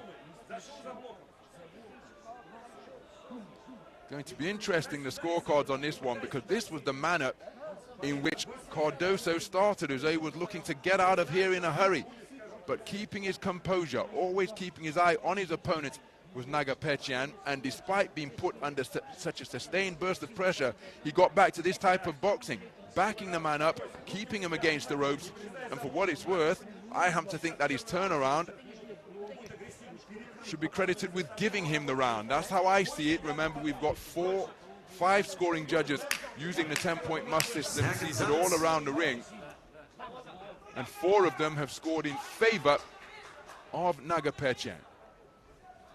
Round 2. So as we move into the second round, the first half, or the first round, excuse me, was split into 2 halves, maybe 3/3, because in the first minute of the round, the man wearing blue, that tattooed figure from Portugal, Marcio Cardoso, was letting his hands go furiously. There he scores with a good left hand to the body, but he's countered immediately by a right hand upstairs, and then a cracking left hand to the body from NAGAPETJAN. And look at him tuck up behind those open gloves. That's the defense that Michael Watson used to use back when he was a part of that outstanding group of British boxers back in the 80s in what was a really heady time for British boxing. Defeated Nigel Benn by employing the same defense. 2 incredible contests with Chris Eubank. And again, NAGAPETJAN turned southpaw, just changing the angle in front of his man, walking him back to his own corner and swinging away with arcing punches, so composed in the pocket.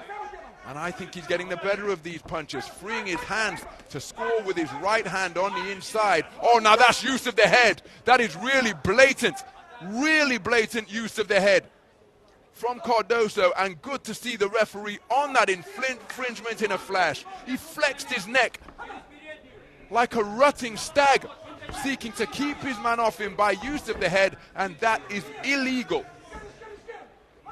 Blatant disregard of the rules demonstrated by Marcio Cardoso when he was being put under pressure by good work on the inside such as this. And it's continuing with those 2 shots to the body that lift up Cardoso off his feet. What a wonderful demonstration of composed inside fighting being produced by Artur NAGAPETJAN. Seeking to remain in the man's chest. There's a good right hand to the body from Cardoso, but look at how he's looking to increase the gap, trying to get some breathing room from this non-stop, unrelenting forward march of NAGAPETJAN. Drops down to the body with a stab jab to back his man up to the ropes. Bobbing and weaving and trying to fight back before taking a glancing right uppercut is Cardoso. Scores with an explosive right hook upstairs, but keeping the attack going during what a cracking trade-off as a left hook disrupts his boxing stance once again. Right hand over the top is a scoring shot from NAGAPETJAN. NAGAPETJAN, body and head, double right hand, keeping the right hand barrage going. Bad body language coming from Cardoso because he's complaining to the referee. What a blistering round of boxing in the second. Cardoso having a few difficult moments, but always seeking to fire back. But for my money, it's the man in red who got the better of that second round, constantly taking it to his opponent in a round where a point was deducted off the card of Cardoso for blatant use of the head. Well, this is an example of the action that we witnessed in the course of the second round.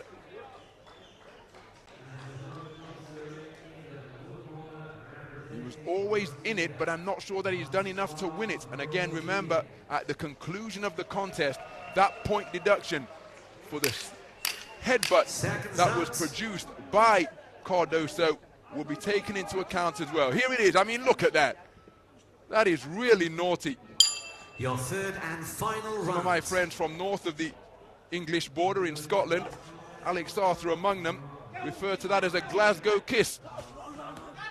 Because he held his man around the neck, flexed his neck backwards, and headbutted the guy, which is against the rules, and he's quite rightly being docked a point.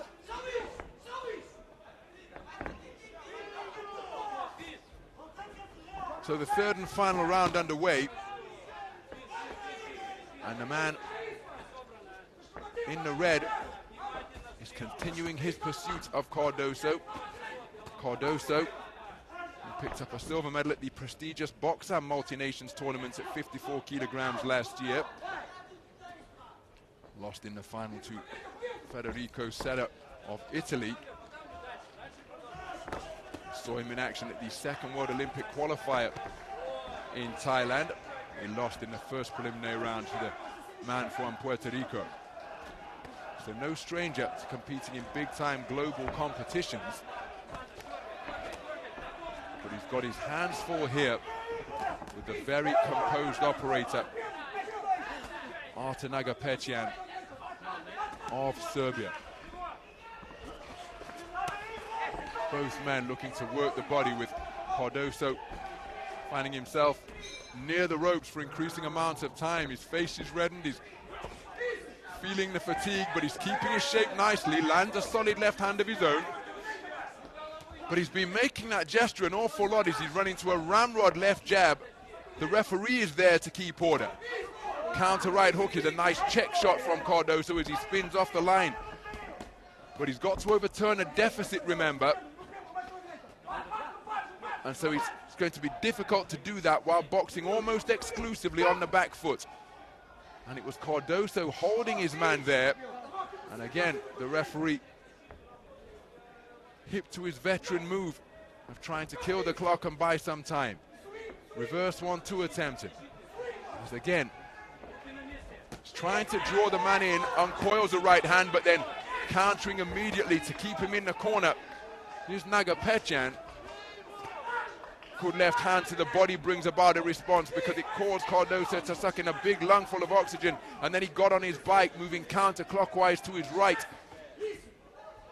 Difficult mission this for Cardoso because it's going to be very tricky as he takes another belting left hand to the body. It's going to be difficult to win the contest in the posture he's adopting here now.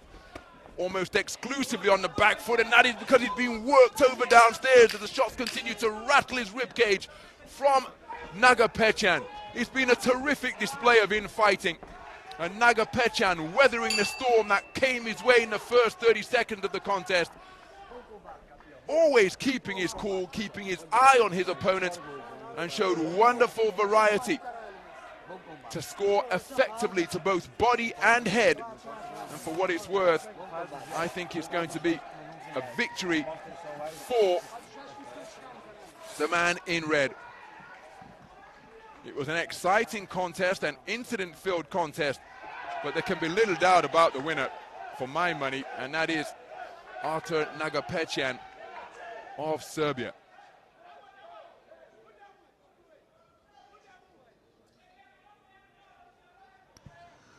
Ladies and gentlemen, on ring B, your winner by points via unanimous decision. In the red corner from Serbia, Artur Nagapetjan. So Artur Nagapetjan, a unanimous point decision victor as we take a look at some of the scores. And remember, there was a point deduction for foul use of the head in the second round by Marcio Cardoso, but a very good display of front foot educated pressure produced by Nagapetjan.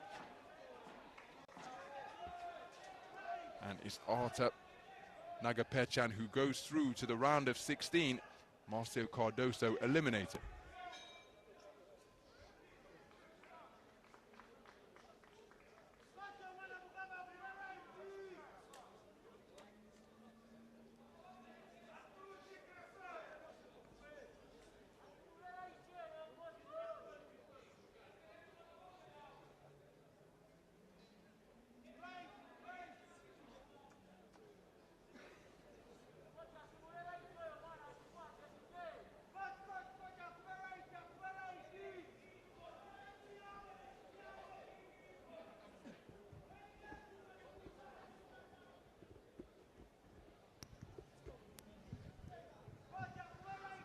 Ladies and gentlemen, over on ring B in bout number 135 in the elite men's under 54 kilogram bantamweight division. Your referee in charge of the action from Azerbaijan, Rovshan Gadirov. Introducing first in the red corner, representing Mongolia, Gan-erdene Gankuhyag.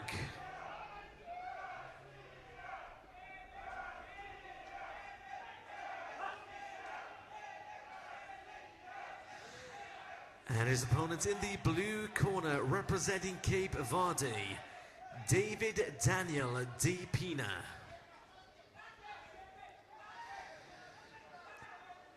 Your judges from Spain, Moldova, Algeria, Turkmenistan,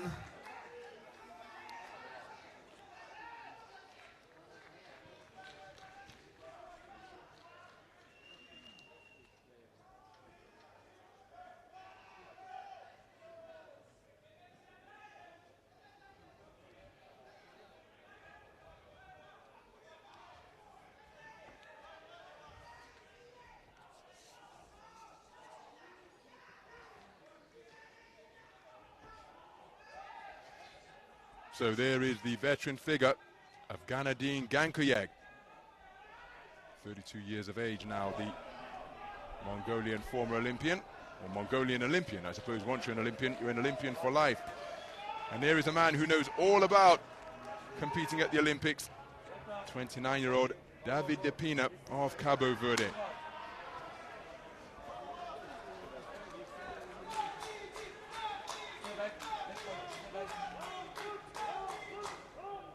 round one. Well, we are in the 54 kilogram bantamweight division, and what a contest we have in store here. It's between boxers from Mongolia and Cabo Verde. The southpaw wearing red is Gan-erdene Gankuhyag, 32 years of age, part of a 6-strong Mongolian boxing team. He was an Olympian at the Rio Games in 2016, and he's a 2-time Asian Championship medalist at light flyweight, taking silver in 2017, adding to the bronze he won 2 years before. Participated in a last edition of the World Championships, but he's just been picked off by a cracking right hand from the man in blue, and that is David De Pina of Cabo Verde, 29 years of age, part of a 5-strong Cabo Verde team, and he, the tournament number 4 seed. Man made history last year at the Olympic Games, was Cabo Verde's flag bearer, and took an Olympic bronze, losing at the semi-final stage to the iconic figure of Hassan Boydosmatov, and made history by becoming the first ever Olympic medalist from Cabo Verde. Good right hand to the body from De Pina, takes the right hand over the top and then a left hook as he was spinning off the ropes.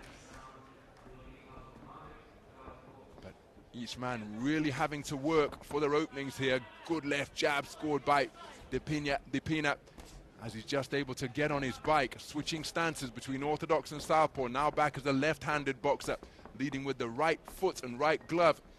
Here's Gan-erdene Gankuhyag, just trying to present a different posture to David De Pina, but he's just picked off by a right hand as De Pina was able to close the gap on quick feet. Little untidy on that forward foray. De Pina hit with a rabbit punch to the rear of the head, but not saying it's his fault, but he was the one who turned his back on his opponent after they got a little disorganized on the inside. We hear the referee with the instruction of boxing because each man was just feinting on the edge of range, trying to draw that lead that can be countered. De Pina feeling that he's had success with an attack, so he just on his bike now, using the space of the ring, picking up pace like a 400-meter runner, dodging, darting, clockwise, counterclockwise, quickening his own feet in pursuit of his man. Here's Gankuhyag, but this is a dazzling display of sticking and moving from David De Pina. Well, we've got a cut keeping an eye on the referee, and he's put his fist into his open palm. You may have just seen that on the left of frame, and that means that this injury to the right eye has been caused by the slashing punches of David de Pina. If this injury causes the bout to be stopped, it will be a victory for David de Pina without going to the scorecards, RSCI. So even though there was a respectful touch of glove to resume proceedings here, very much a case of sorry, not sorry from David de Pina, because that was a legitimate scoring shot that opened up this injury. First round in the book. What a round of quality boxing between these two outstanding operators.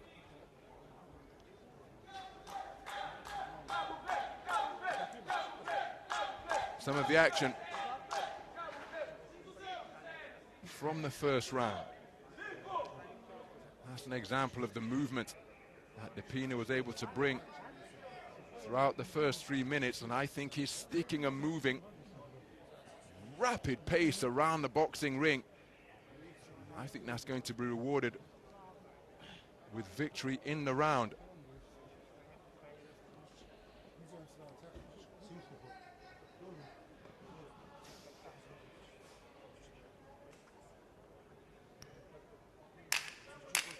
Seconds out.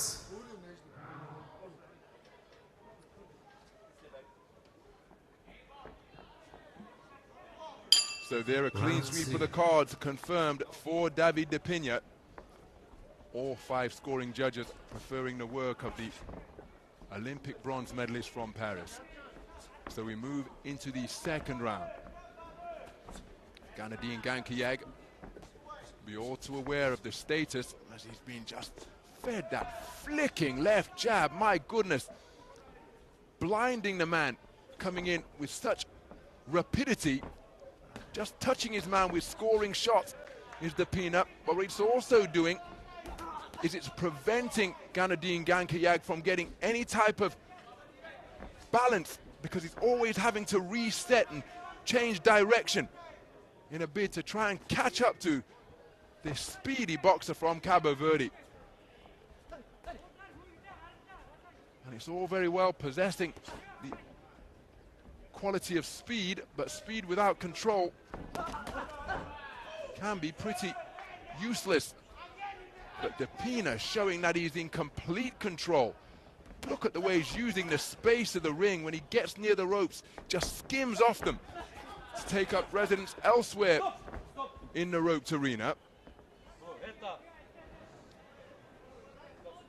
But Gan-erdene Gankayag will look to be bringing all of his experience to bear here in a bid to try and get back into this contest. But look at that counter left jab while moving clockwise to his left. Three-fisted combination, three-fisted flurry. Left, right, left from de Pina. Good work to the body by Gankayag, and maybe an investment in body shots will slow down the movement of de Pina in the second half of this contest. There's a blistering 2-shot combination, body then head, but then back comes Gankayag with the same thing. And he's looking to hunt the body now. Reaching for a left cross upstairs as I suggest that. Well, it can be pretty dispiriting to face off against a boxer like this, because he's simply not there to be hit. Oh, that's a good right hand that checks the chin of de Pina, but he passes the chin check. Solid right hand went over the top of his low-held left. Just knocked his head to the side, but he never had his boxing stance disrupted. Heads coming together at close range. Left hand over the top, not too far away. As Gankayag getting closer now as he scores with another southpaw left over the top.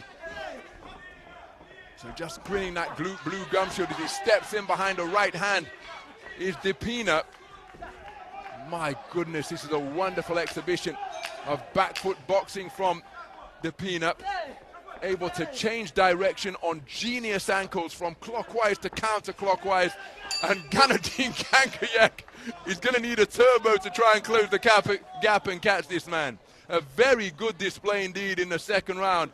Gan-erdene Gankayag did get closer, checked the chin on a couple of occasions of the man in blue, but he took the shots well and continued his rhythmical display of boxing and moving. Look at that. Multiple jabs without reply before dropping down with a right cross to the body, just touching his man with scoring shots, and occasionally he would increase the power. But that, almost a contest in microcosm. Scoring shots from Depina, but there was a good right hand from Gan-erdene Gankayag, testament to the fact that he still remains filled with belief that he can turn this contest in his favor. Second round completed, 6 minutes in the book, and both rounds have been scored unanimously in favor of the Olympic bronze medalist from the Paris Games last summer. Your third and final round. So 3 minutes remaining in what has been a high quality 54 kilogram bantamweight contest in the round of 32. David Depina has boxed sublimely right from the opening bell. Gan-erdene Gankayag, a two-time Asian Championship medalist, has brought all of his skill and ring craft to bear. But he has quite simply found David Depina very difficult to catch cleanly and consistently. Again, real intelligence being shown by Gan-erdene Gankayag as he sought to dig down to the body when he got David Depina near the ropes. Corkscrew right hand not too far away from David Depina. Gan-erdene Gankayag operating as an orthodox boxer here now. Right hand over the top was a scoring shot once again. He celebrates it by rising that right glove to the stars here in this open-air venue of the Dubai Duty Free Tennis Center.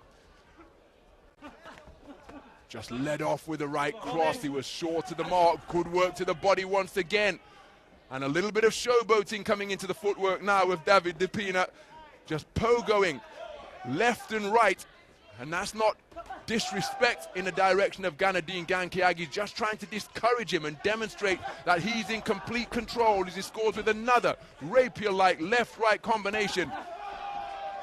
Blistering straight punches from David Depina. Gan-erdene Gankayag remaining committed to his task as he's seeking to walk down the man from Cabo Verde. But my goodness, it must be a task as difficult as trying to bottle smoke.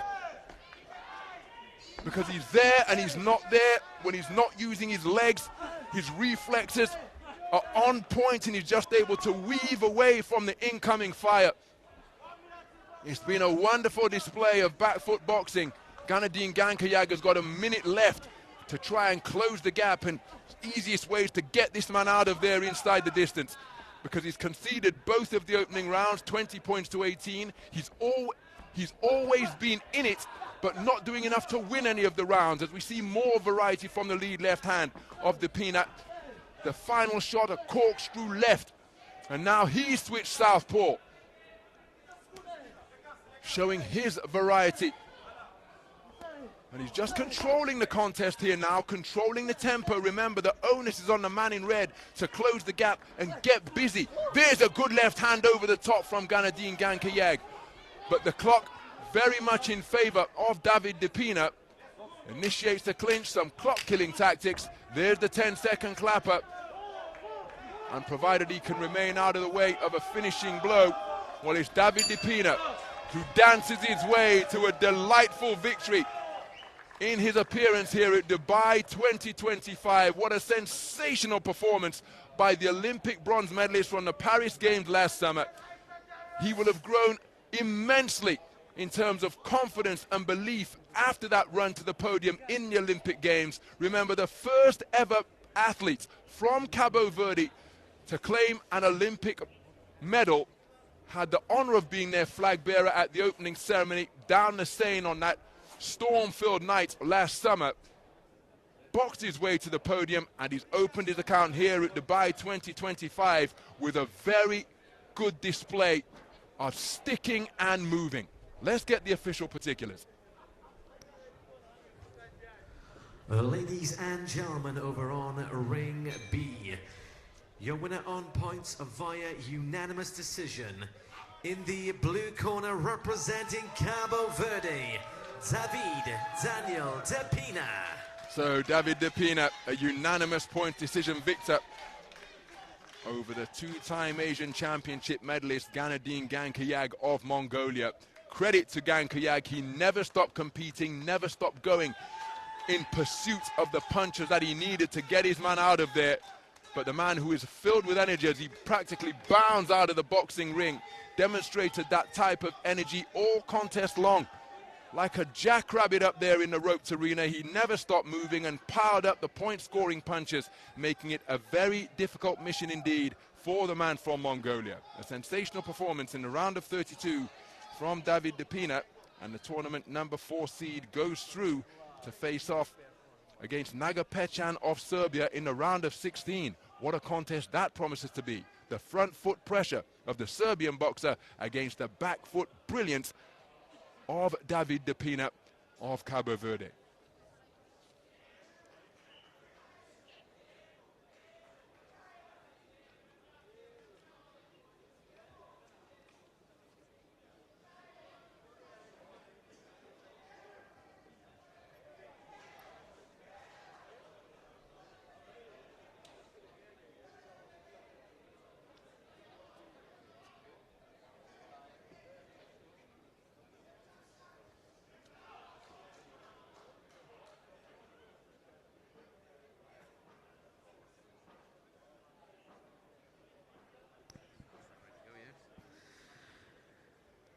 Now over on ring B in bout number 136 in the elite men's under 60 kilogram lightweight division. Your referee in charge of the action from Serbia, Jovana Ugranovic. Introducing your first boxer into the red corner representing Australia, Luke Cassar.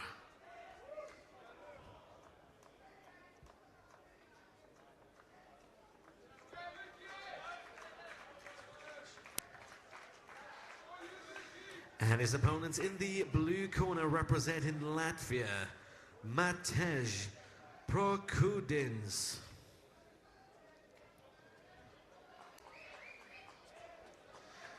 Your 5 scoring judges from Russia, China, Cuba, Kyrgyzstan, and the Kingdom of Saudi Arabia.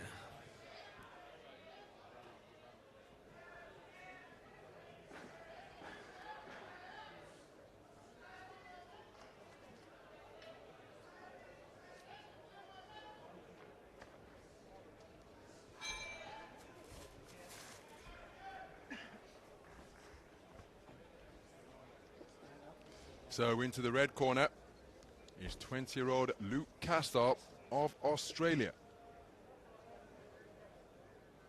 His opponent is 22-year-old Matvei Prokudins of Latvia.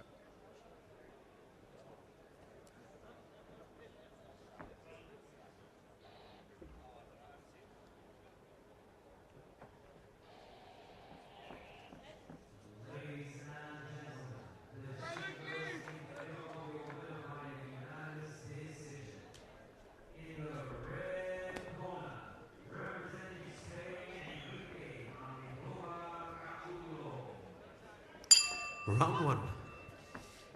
So we're underway. This is action in the round of 32 in the men's 60 kilogram lightweight division. It's between boxers from Australia and Latvia.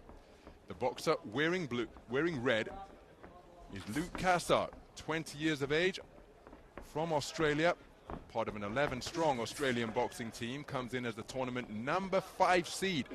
The 2025 Oceania Championships gold medalist at 60 kilograms from the event held in French Polynesia. His opponent, the southpaw wearing blue, is 22-year-old Matvei Prokudins, part of a 3-strong Latvian boxing team, and competed in the Continental Under-23 Championships earlier this summer. That was in Budapest in Hungary, lost in the second preliminary round against England's Jack Dryden, the reigning Latvian national champion.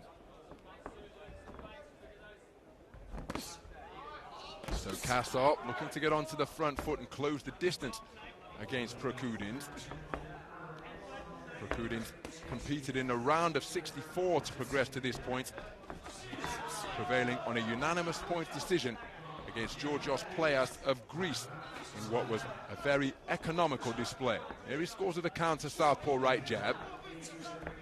Just snaking out those longer arms, and there's a wonderful left hand out of the southpaw stance, just catching Cassar, followed by a right jab twice in quick succession. And Cassar got to be careful that he's not following his taller opponents around the ring here, as he's fed another right jab a few moments ago.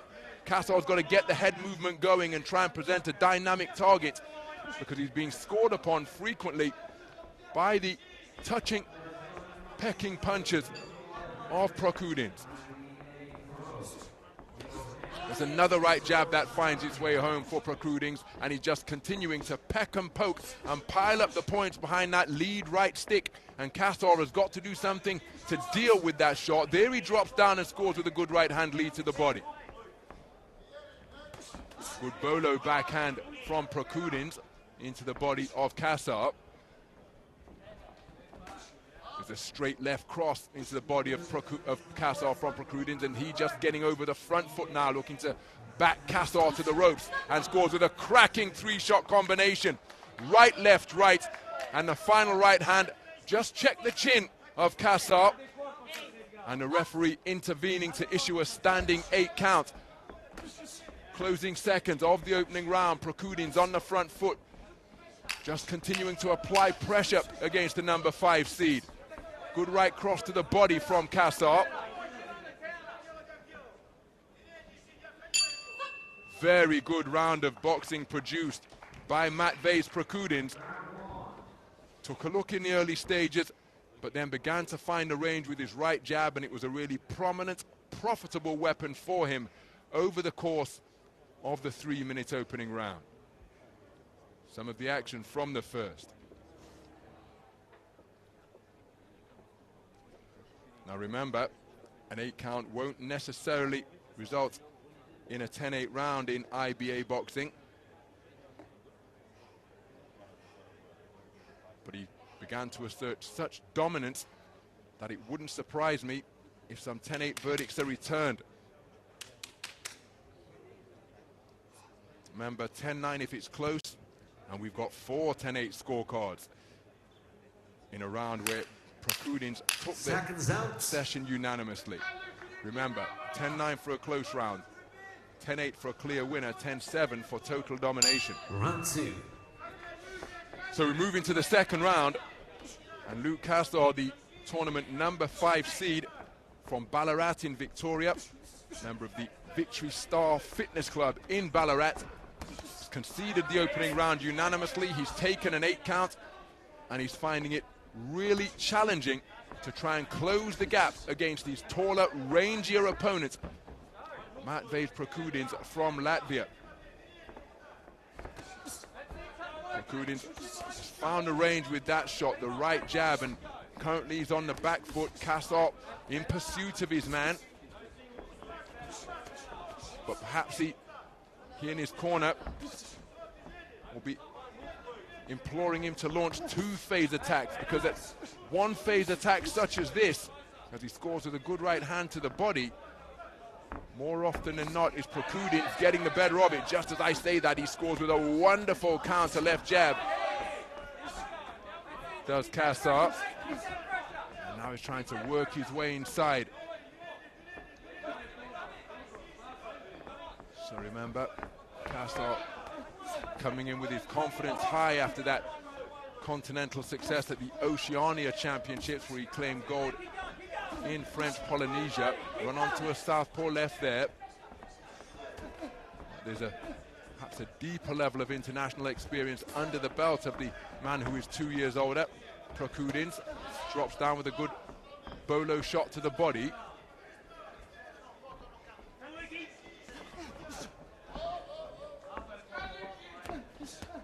Beautiful shots with the right hand, just touching Cassar once again. Cassar just trying to see whether there's a trace of blood around his nostrils as he takes a check right hook. And then a good left hand to the body from Prokudins. Cassar reaching back immediately. Now he's touched to the left flank from the right hand. Good body work, and another left hand causes Cassar to take a knee. A sustained body attack from Matvej Prokudins has forced Cassar to take a knee, and he has been counted out. A clinical display produced by Matvej Prokudins of Latvia. Worked his man effectively to the body, sensed that he brought about a reaction, and once he spotted that vulnerability, he continued to target the torso of the tournament number 5 seed. There was the left hand, and that brought about a reaction, and he brought in the right hand beneath the left elbow, and then another bolo shot up the middle, and there was a delayed reaction, forcing Cassar to take a knee, and he was unable to beat the count. A very composed display indeed. Good ring generalship and IQ demonstrated by Matvej Prokudins, because once he recognized that his man had been hurt to the body, well, he kept the attack going and continued to sink in hurtful, precise body shots. Let's get the official particulars at the conclusion of the bout.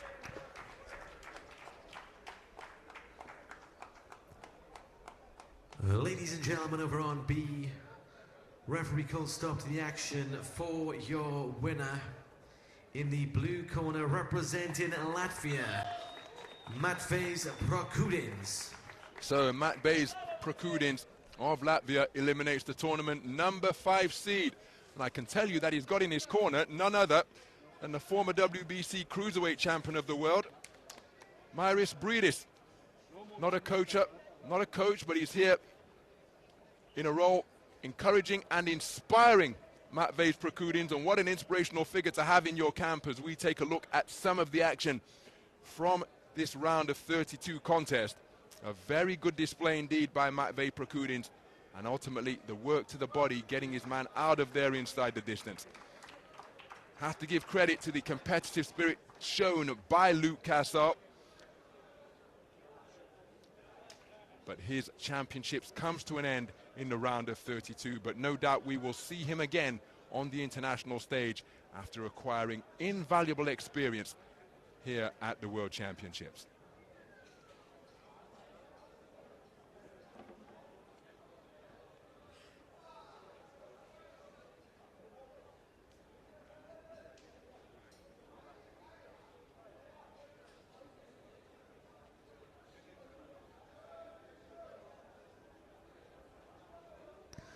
Ladies and gentlemen, on ring B in bout number 137 in the elite men's under 60 kilogram lightweight division. Introducing first your referee from Moldova, Valery Pashtuhov. Introducing first into the red corner, representing Uganda, Fahad Malindwa.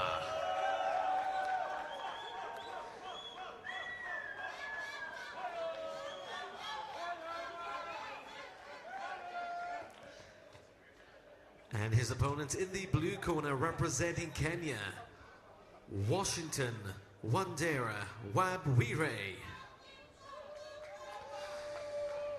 Your 5 judges from Turkmenistan, Kingdom of Saudi Arabia, Azerbaijan, Iraq and Spain.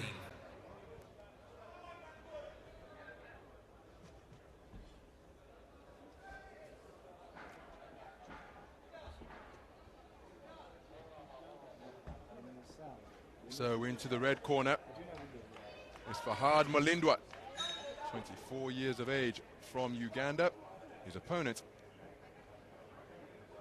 is Washington Wandera Wabwire, but he goes by the name of Washington Wandera, part of the Kenyan hit squad.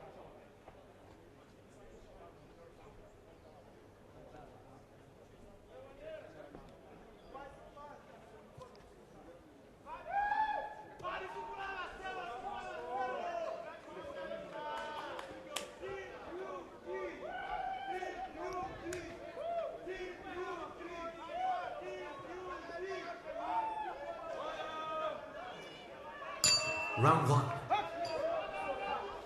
So we're underway. This is action in the 60 kilogram lightweight division. We're in the round of 32. And it's an all East African affair between boxers from Kenya and Uganda. The boxer wearing red is Uganda's Fahad Malindwa. 24 years of age, brings to the ring a professional record of 16 fights, 11 victories, 4 losses and a draw.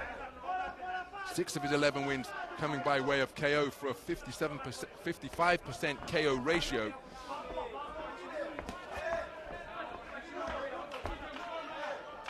Made his pro debut in Dubai. This is where he's based, and he was the flag bearer at what was a spectacular opening ceremony here a few days ago ahead of the opening day of competition in the 20th edition of the World Championships. The man who is on the front foot throwing in looping punches is Washington Wandera, part of a 13-strong Kenyan hit squad as he got through with a backhand, but he's warned for punching incorrectly with the inside of the glove.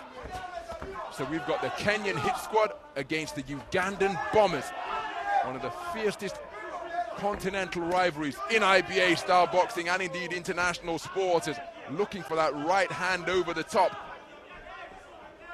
Is Wandera.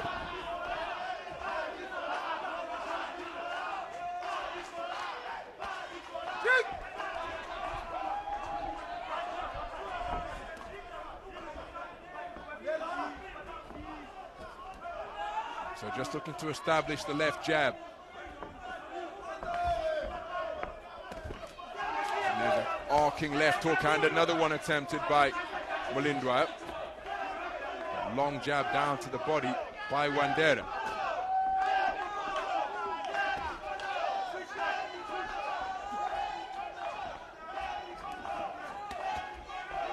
So neither man finding the range with any consistency, but a looping 3-shot salvo saw the final shot get through from Wandera. Wandera just stealing a glance to his corner. Jolting left hand again just causes Mulindwa to totter backwards. Incessant aggression being applied or being demonstrated by Wandera.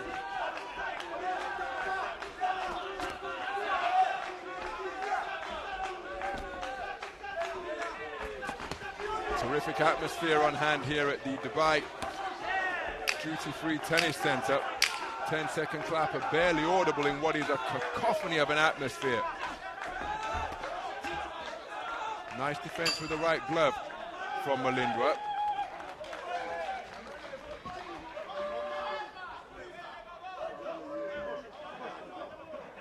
Some of the action from the first round.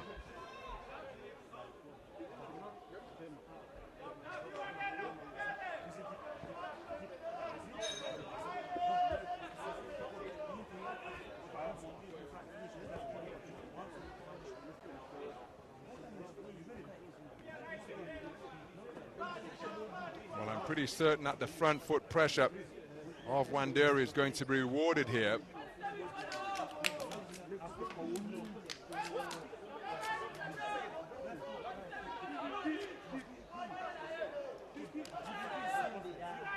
And there's confirmation, a clean sweep of the cards in favor of Washington Wandera.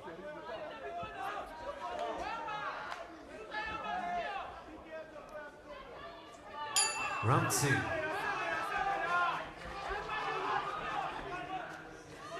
So moving to the second round. In this battle between neighboring East African nations, Uganda's Farhad Mulindwa has conceded the opening round unanimously. Professional boxer competing in the land where he resides. All but one of his fights have taken place here in Dubai in the professional ranks. That's a good roundhouse right to the body from Wandera. Well, he's got to try and do something to get the respect of Wandera, has Mulindwa. Because Wandera is letting his hands go with almost no fear of what's coming back. So can he try and find some avenues of opportunity in between the looping shots that Wandera is slinging in?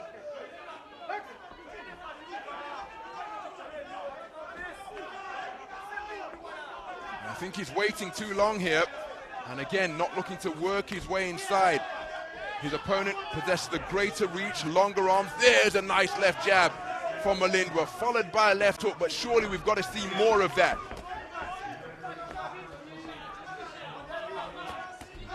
Right hand over the top, not too far away from Malindwa.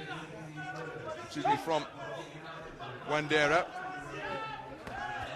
And it's Wandera leading off once again, and just get the sense that Malindwa's waiting too long. Single shots are all he's relying on.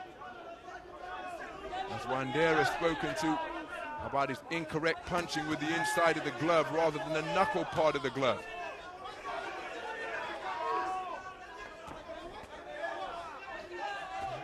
Well, I think he needs some type of adaptive strategy here, is stepping through on that right hand and finding a home for it. Is Wandera.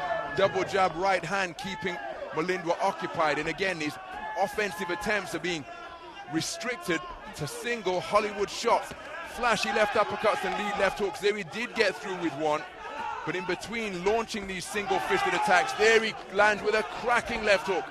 I was going to suggest that there's perhaps got to be a few more combinations, or at least look to assert pressure with a 2 or 3 phase attack, and not just accept this physicality that is being imposed by Wandera. Difficult to discern the tactics here other than landing a single shot. Again, when he uses the jab, he's proved to be an effective weapon against Wandera, because Wandera is so intent on getting forward that if he can snake out that left hand and run him onto it, it's going to double up the impact.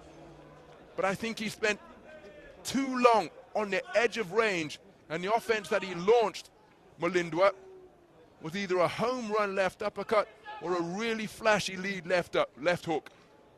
And in the meantime, these punches in bunches, not always accurate, but more consistent with his punch output, like during that sequence from Wandera, are allowing him to control the tempo of the contest, the distance at which is being fought, and that's why he's taken the second round on a 4-1 split after he took the first unanimously. Seconds out.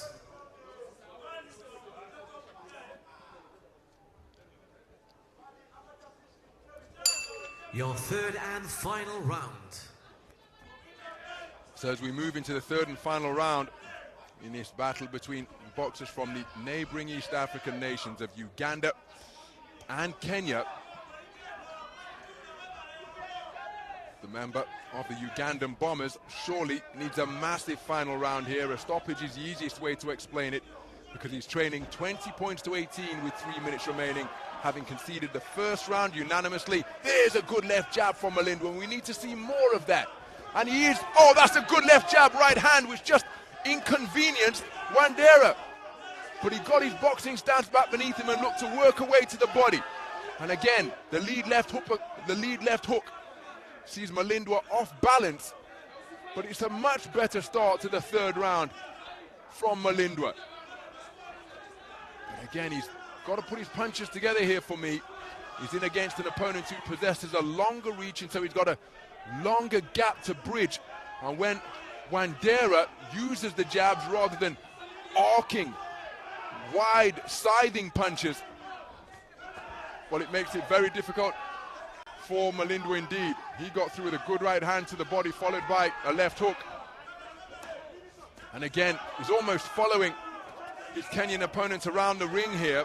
And because he's launching single shots from invariably out of range, his momentum spinning him around. There he got closer and he wasn't too far away with a right hand to the body.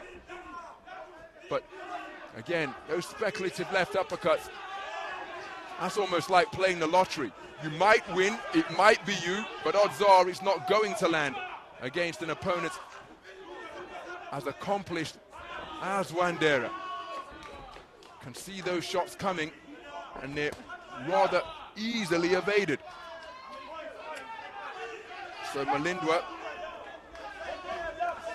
again, looking for that lead left uppercut again. And when he's used the jab on the few instances that he has, as he did there, it is an effective weapon.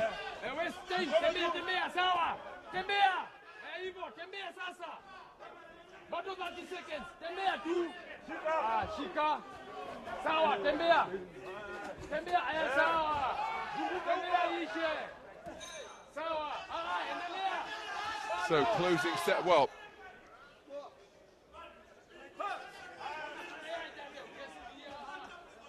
so time running out for Malindwa.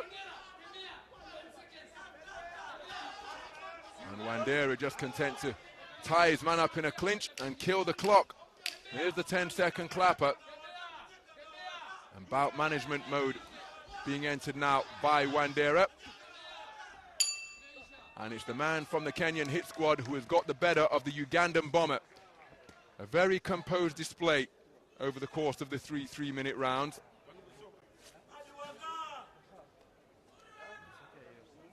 And it will be the man in blue who will progress through to the round of 16.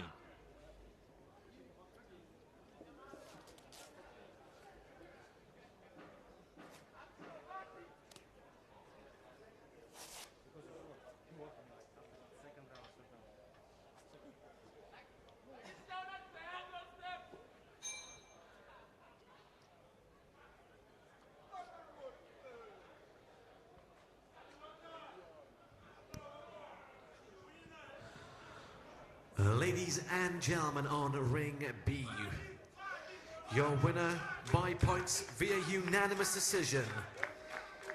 In the blue corner, representing Kenya, Washington, Wandera Wabwire.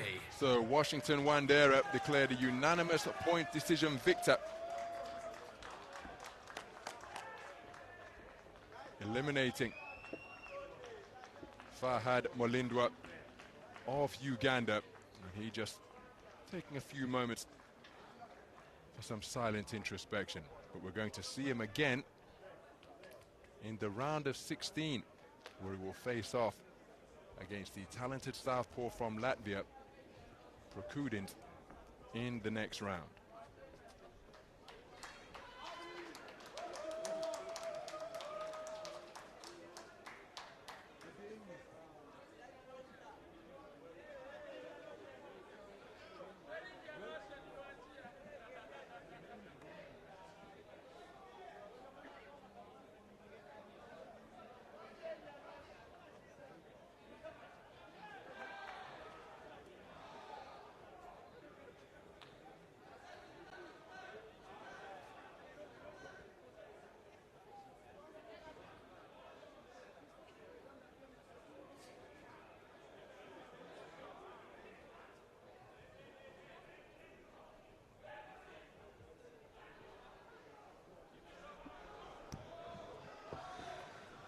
Moving on to the next contest on ring B, in bout 138, in an elite men's under 60 kilogram lightweight contest. Your referee in charge of the action from China, Go Zhang.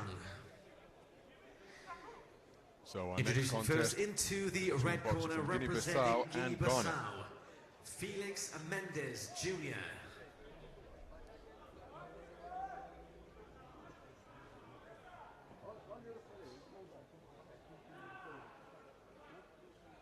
Here are 5 scoring judges.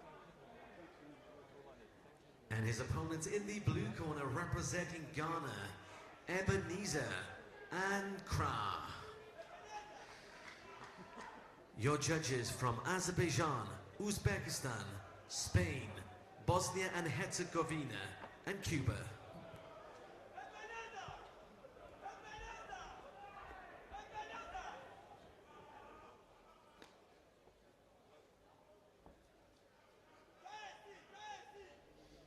So, Junior Felix Mendes, 23 years of age, from Guinea-Bissau.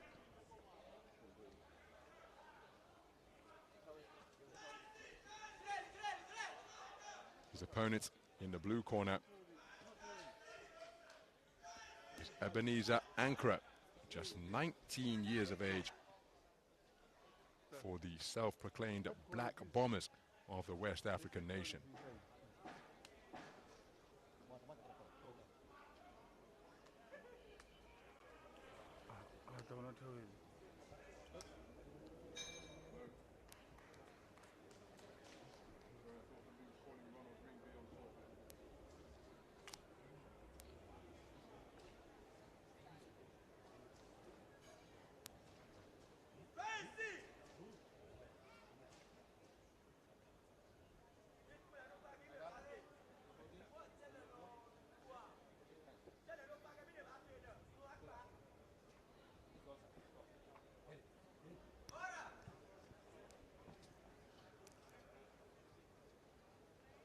Round 1. So we're underway then. This is men's 60 kilogram action in the round of 32. It's a contest between boxers from Guinea-Bissau and Ghana. Man wearing red is Guinea-Bissau's Junior Felix Mendes, 23 years of age, part of a two-man Guinea-Bissau boxing team. Boxer wearing blue, who's just looking to bring body shots into play and scores with a good left uppercut, is Ebenezer Ankara. Takes the right hand over the top from Junior Felix Mendes. Ankara just 19 years of age, and he part of a three-strong Ghanaian boxing team.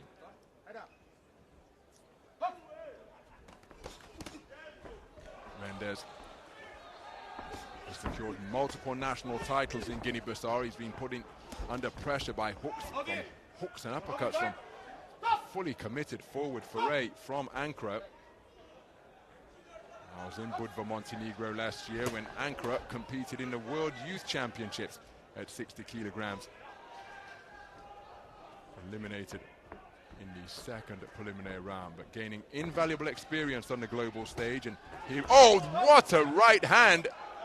And it deposits Junior Felix Mendes on the canvas. He's beating the count, but I'm not sure his legs are steady. He's shaking out that right hand, showing the ref that he's okay. Well, he's saying that he's got a problem with the glove. Well, is it the glove or the gum shield? That is rather fortuitous, because this is a long count if ever I've seen one. Cracking shot to send him to the floor. And now if the corner man has got anything about him, it'll take just a little longer than is necessary to rinse and reinsert that mouthpiece. But that was a cracking punch, and we're only just beyond the halfway stage of the opening round. So Junior Felix Mendes benefiting from a long count after being sent to the canvas by some sharp shooting success from Ankara. But now he's got the sense that he can hurt his man. He will have to ensure that he doesn't get too greedy, Ankara. But remember, in IBA style boxing, a knockdown, even one as crisp as that, will not necessarily result in a 10-8 round on the scorecards. Oh, dear me. So excessive holding from the referee, and there were a few moments ago where he did cling on to his man. So not only has he been sent to the... And look at, he's doing it again. He's got to watch himself here, and that suggests that he's not recovered from the heavy knockdown that he suffered. And despite the referee giving him an opportunity, Junior Felix Mendes clamping onto his man and not letting go. There he scores with a good right hand over the top himself out of that peekaboo defense. But look at him hug his man tightly once again. I think he's walking a bit of a tightrope here. An incident-filled opening round. Junior Felix Mendes knocked down heavily. Then it was an age for the contest to resume because he had to have his mouthpiece reinserted.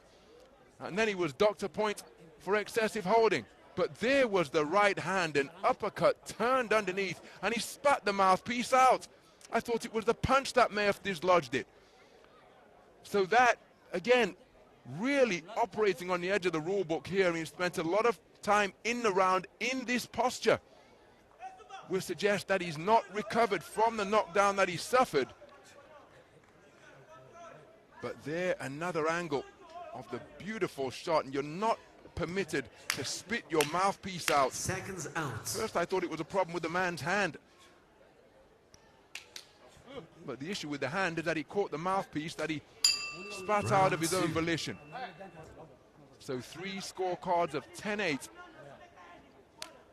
And it's a really strange performance, this, because look at this. They're using every trick in the book possible. A late exit from the boxing ring, leaving the stool in the boxing ring. So this has been an interval of well over a minute and 10 seconds, when you're only permitted a minute. Wouldn't be stretching things to say that's probably closer to a minute and a half as the second round gets underway. And Junior Felix Mendez facing a real challenge here. He's been dropped heavily. He's been docked a point for excessive holding. And if he telegraphs right hands like that, he could find himself on the end of a counter left hook. Oh, there's another solid right uppercut once again. Stiff left jab. Prodded out by Ankara. Can see that he's got the gap to close against an opponent with a greater reach. And so he's out of punching range. And every time he gets close, he's keen to cling on. But short of landing launching a sneaky right hand over the top, I'm not quite sure what the tactical approach is, because there you see, when Ankara got close, Mendez tying him up once again and clinging onto him like a long-lost loved one. And he's going to find himself in trouble here. He's been docked a point once for excessive holding, and he's disregarding the referee's instructions to stop and break. And until they're physically prized apart, well, he's reluctant to release his clinch. And again, look at this. Oh, dear me. Oh, dear me. Junior Felix Mendez he's walking a tightrope here, because that is 2-point deductions for excessive holding. The referee is giving him every opportunity, but he's wrapping him up so tightly that the ref has little choice but to issue a public warning. And Mendez, as he takes a solid left hook that stiffened his legs, and a right hand that disrupted his boxing stance, a right uppercut snaps his head back, and the referee intervenes to issue the second count of the contest. I think the red corner could well do with taking a look at their man here, and it's all over. The referee ending the contest inside the distance, RSC. And again, it would have been nice had the red corner shown a little bit of compassion. They know their fighter, because he just appeared to be out of his depth in that contest against an opponent with greater experience. And he was able to showcase it, because short of clinging on the inside, he wasn't posing much of a threat with his own punch picking, short of launching a speculative backhand from well out of range. And then he would clamp his man when he got close, and then this final right uppercut, which whipped his head backwards, was enough for the referee to intervene, issue the second count, and wave things off here in the second. A very good display indeed by Ebenezer Ankara.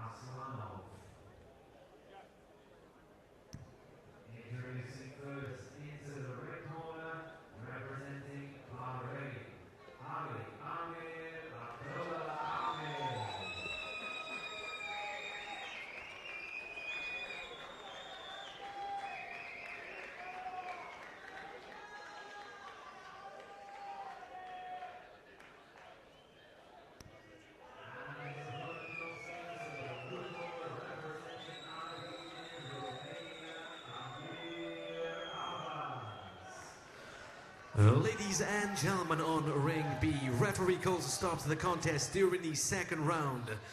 For your winner, in the blue corner representing Ghana, Ebenezer Ankara. So Ebenezer Ankara with a terrific performance to stop Junior Felix Mendez in the second round. Junior Felix Mendez competing with everything at his disposal, but finding an opponent who was razor sharp in the form of Ebenezer Ankara and coiling a beautiful right uppercut in the first round. 2-point deductions for excessive holding assessed against Junior Felix Mendez, and the final right uppercut in the second round, prompting the referee to issue the second count before waving the contest off. And it's Ankara who goes through to the round of 16.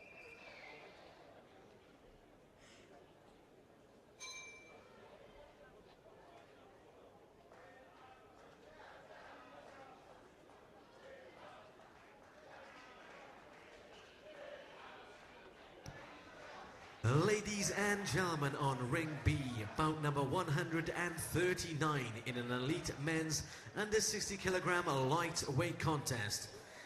Introducing first your referee, Valery Pushatov of Moldova. Introducing first into the red corner, representing Mauritius, Karim Abdul Bathili.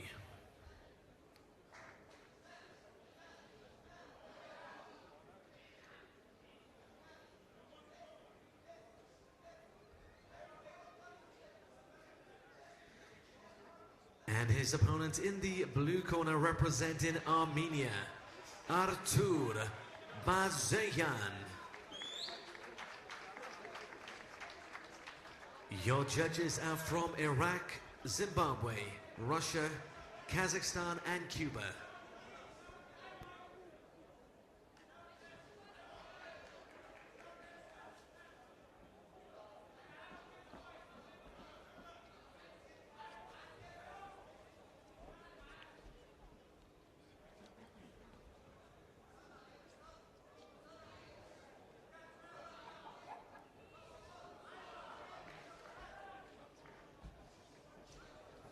So there is Abdul Karim Bathili.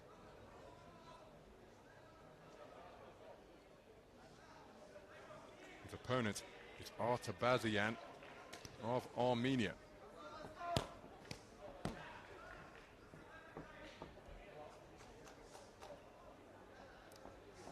Round one.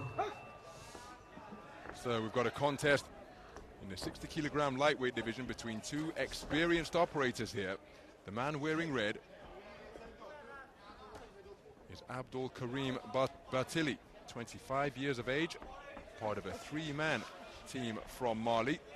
The man wearing blue, stalking him, is the 25-year-old Armenian boxer Artur Bazeyan, tournament number 4 seed, part of a 13-strong Armenian squad. Each of these men bringing experience from the professional ranks.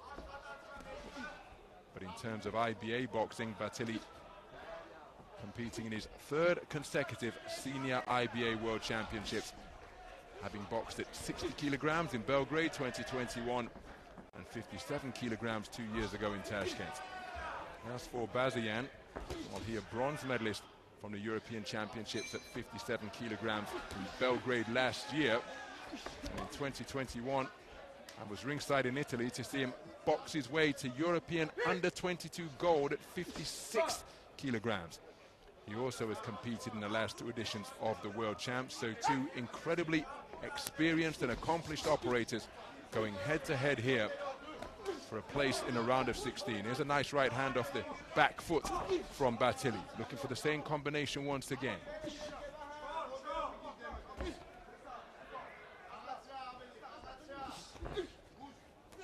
Looking to just catch the advancing Bazeyan, but there's Bazeyan with a solid jab as he's looking to counter with his own left.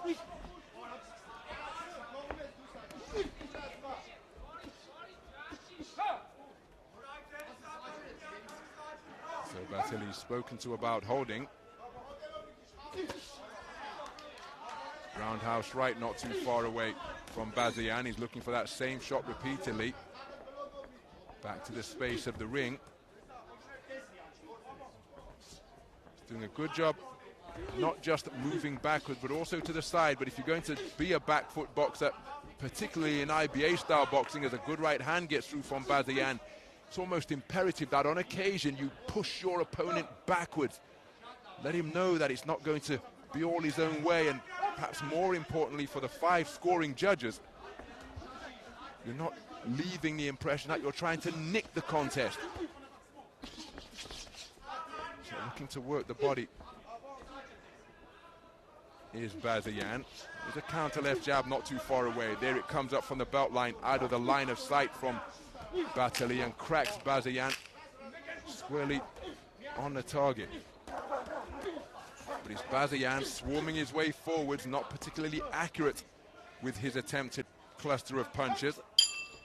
And there's the bell to conclude the first round.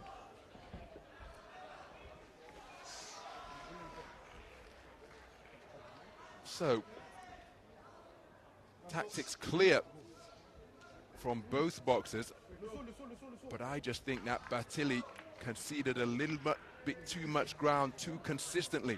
So even though he had successes and was in the round, I don't think he's going to be able to have taken the round because of the manner in which he operated over the first 3 minutes.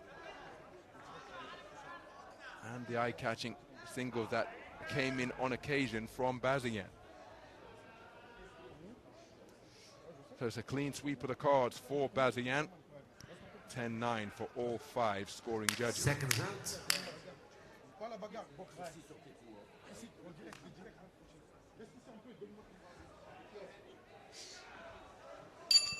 Round 2.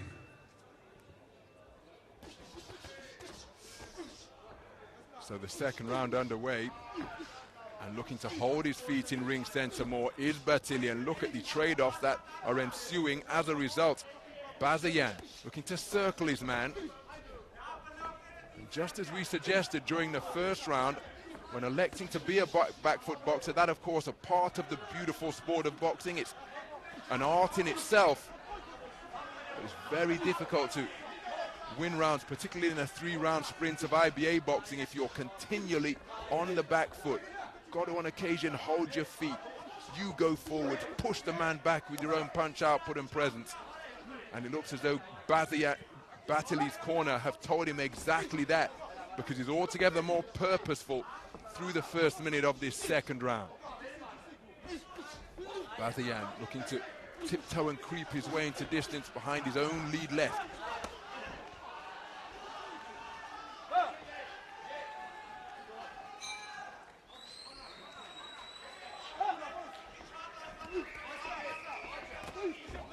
Right hand over the top from Bazian, just threatened to catch Batili on the top of the head. Well, excessive holding by Batili, and he has been doctor point. So now he has really got to get the bit between his teeth and do something different. Good left hook landed to the body from Bazian, and it brought about a bit of a response from Batili. Left uppercut was a beautiful shot. And then looking for the right hand lead. So after being given that warning, now the heads have come together here now. What's the problem? Has there been an injury sustained? Certainly just caused Batili a little bit of distress. Solid left jab on a resumption from Batili. There's a left jab to the chest in response from Bazian, who's adopting the half cover guard now. Now getting his gloves up around his ears. Oh, that's a beautiful counter right hand from Bazian. The shorter man making his taller opponent miss, then making him pay. Employed the layback, came right back with the right cross, and it jolted the head back of Batili. Good double left hook, body then head from Bazian.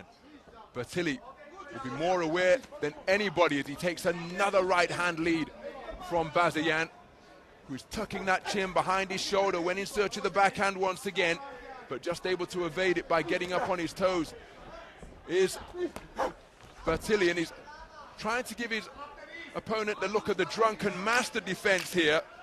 But remember, in 3-round boxing, that's a risky tactic. The clock continues to tick, and this round has got away from Batili. Not only has it got away from him for my money, remember he lost the first unanimously, He's probably lost the second unanimously, and there's going to be a point deduction to take into account because he was docked a point for excessive holding as well. Some of the action from the second round. He started in much more assertive fashion to begin the second round, did Bertilli, but he wasn't able to sustain it. And Bertilli, you see the quality of his punch picking on occasion, absolutely exquisite, but there wasn't enough of it.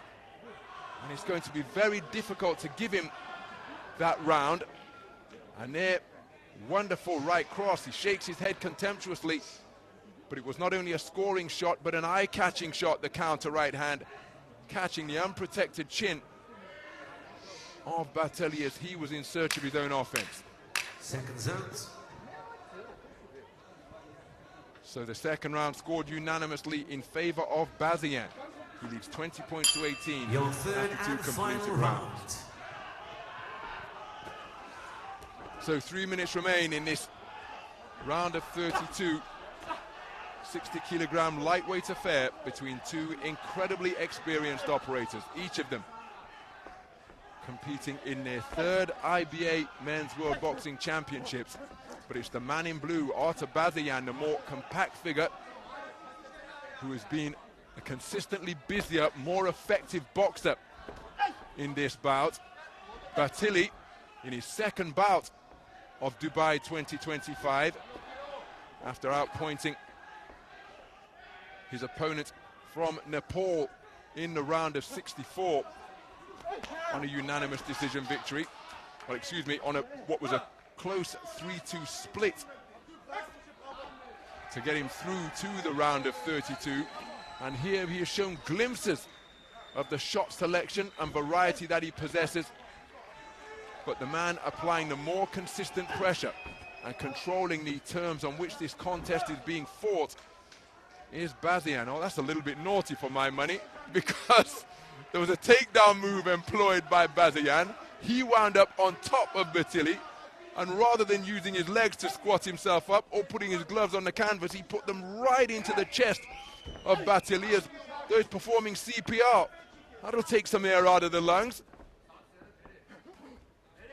But I suppose he's saying it's all fair when you're up there in the boxing ring. Good bolo backhand scored by Bertilli. He's run onto the end of a pecking, blinding jab from Bazian. Beyond the halfway stage of the final round, and Bertilli needs a stoppage here, because otherwise his contention here at Dubai 2025 will come to an end. And he's not going to get it by adopting this posture. Standing, waiting, the clock is Artur Bazian's friend. So he's content to just stay out of punching range as the two men just glare at one another rather than Bertilli working away. And remember, the onus is on him. But the deeper we go into this contest, the more he enters the realm of requiring one single KO shot. And that wasn't too bad an effort. Rapier-like right hand came in behind a stinging left jab, but taking it effectively. Showing no ill effects from the shot is Bazian. Going in search of the left uppercut was Bertilli.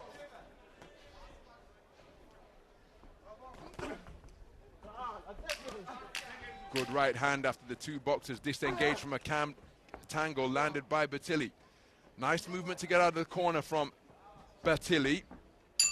Excuse me, the final right hand came in from Bazian, but Bertilli ending the contest on the back foot. And he's picked up a cut to the left eye.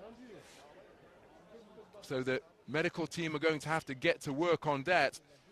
But I don't think it's going to impair his ability to compete in the tournament, because I think he's about to be eliminated from the tournament, having conceded the first two rounds unanimously. The third round was almost a repeat of what had gone before, and one suspects it will be Artur Bazian going through to the round of 16 via a unanimous points decision victory. And of course, there is the point deduction to be considered after excessive holding was penalized by the referee.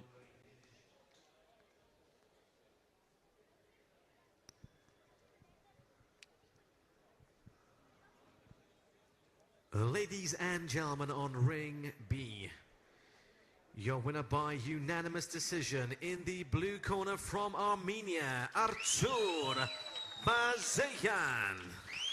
So Artur Bazayan, a unanimous points decision victory, and you can see the margin of those scorecards.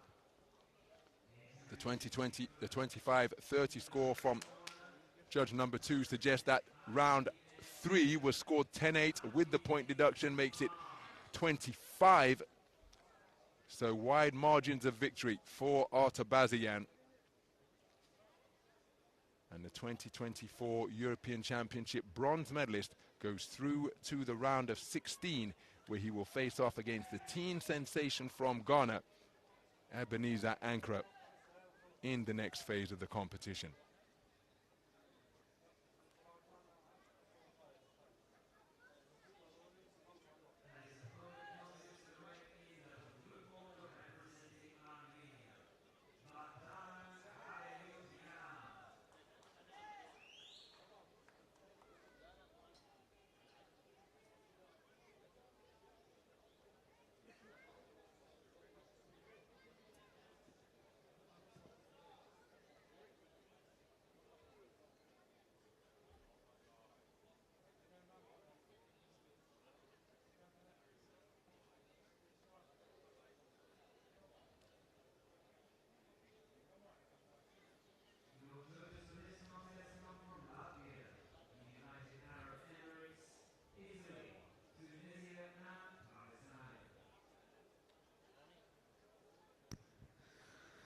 Ladies and gentlemen, on ring B in bout number 140 in an elite men's under 75 kilogram middleweight division. Introducing first into the red corner, representing Kazakhstan, Sabirjan Akalekov.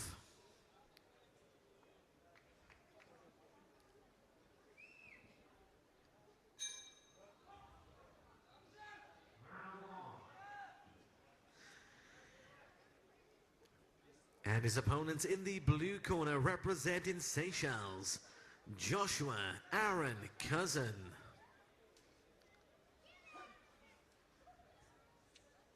Your judges at ringside from Azerbaijan, Bosnia and Herzegovina, Algeria, Turkmenistan and China.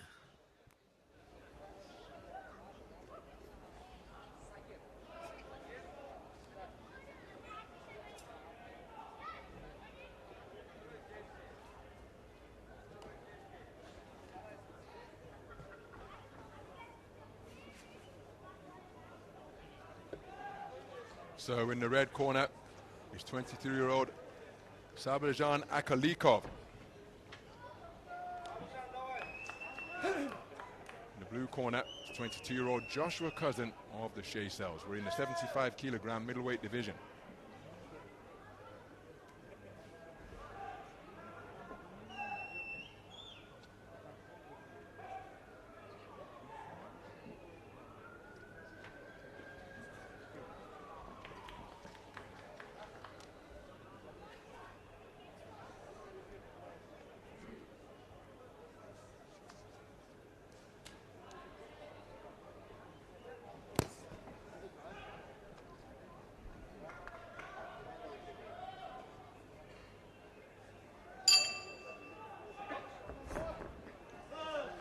So we're in the 75 kilogram middleweight division, and this a contest between boxers from Kazakhstan and the Seychelles. It's an all southpaw affair. Slightly taller figure has just reached down with a long scoring jab to the body. Sabirjan Akalekov, 23 years of age, the tournament's number 4 seed. Excuse me, number 5 seed. And the opponent, operating out of the southpaw stance wearing blue, is Joshua Aaron Cousin, 22 years of age, competed in the 2025 World Boxing World Championships in Liverpool a few moments ago, or a few months ago rather. Southpaw wearing red. I was ringside to see him box his way to World Youth Gold in Kielce. That was down at 64 kilograms, where he had to win a marathon, 6 bouts out of 6 to claim World Youth Gold in that event. He too competed in the World Boxing World Championships in September, undefeated in 2 contests in the professional ranks. Seems to have left the pro boxing behind, having had a taste of it after his bumper 2021, where he claimed that World Youth Gold. Made his debut in August, and he hasn't boxed since November of 2021, both of his pro bouts in his homeland of Kazakhstan. It's a hard charging forward foray from Joshua Cousin, and he possesses quite a pop because he competed in this tournament in the round of 64, so it's his second bout of Dubai 2025, and getting Zeleke of Tanzania out of there within 30 seconds of the opening round. Produced an 8 count, while the sound of the bell was still reverberating around the stands here at the Dubai Duty Free Tennis Centre. And then once the action resumed, steamed in, got his man out of there. Referee stopped contest inside a minute. And that is how he booked his place here in the round of 32. Oh, and it's a left hand to the body that has caused him to turn away. And he's been given a dose of his own medicine, the heavy-handed hitter from the Seychelles. 20 seconds remaining in the round. He's showing the referee that he's up for the fight. He's keeping a poker face.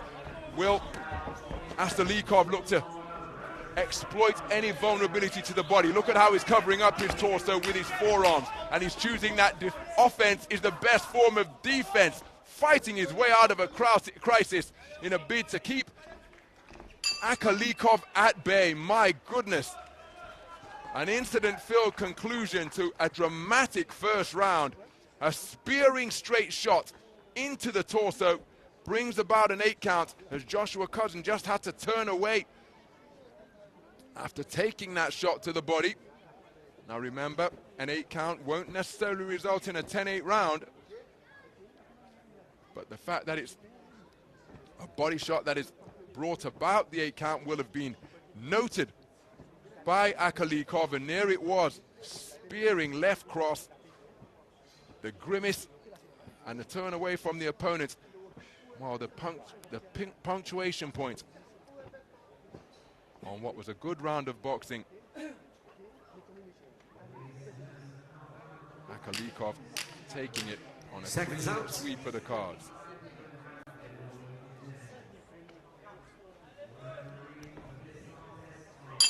Round 2. So we move into the second round.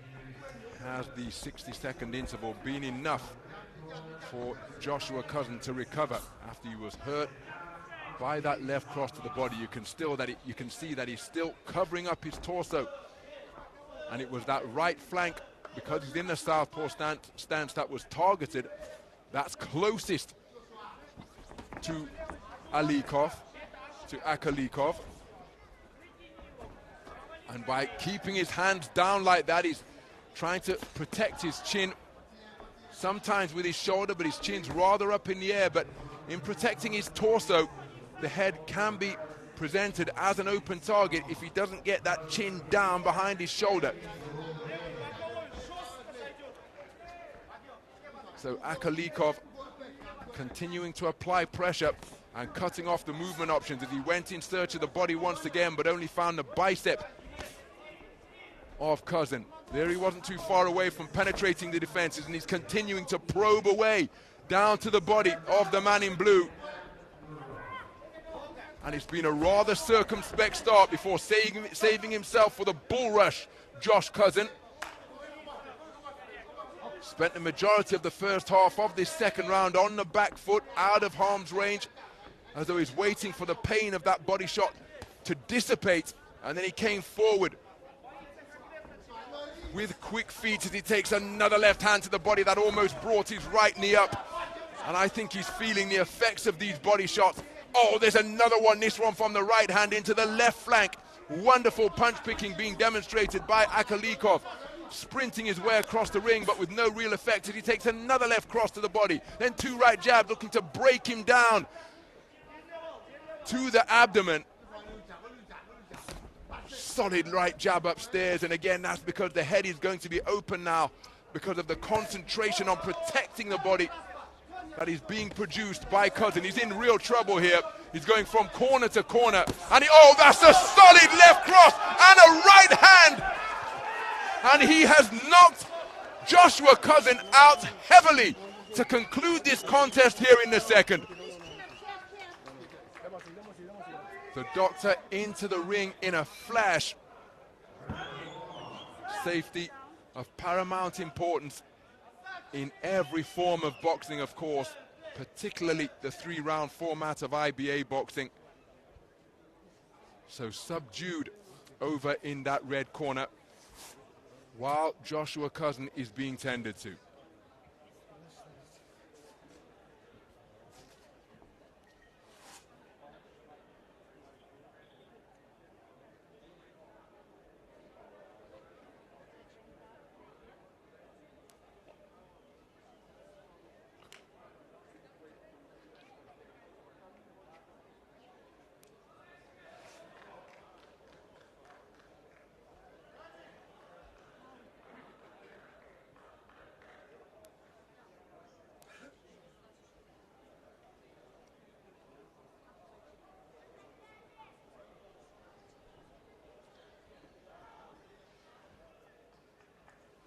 So good to see that Joshua Cousin is up on his feet and able to make his way to the ring, center of the ring under his own steam.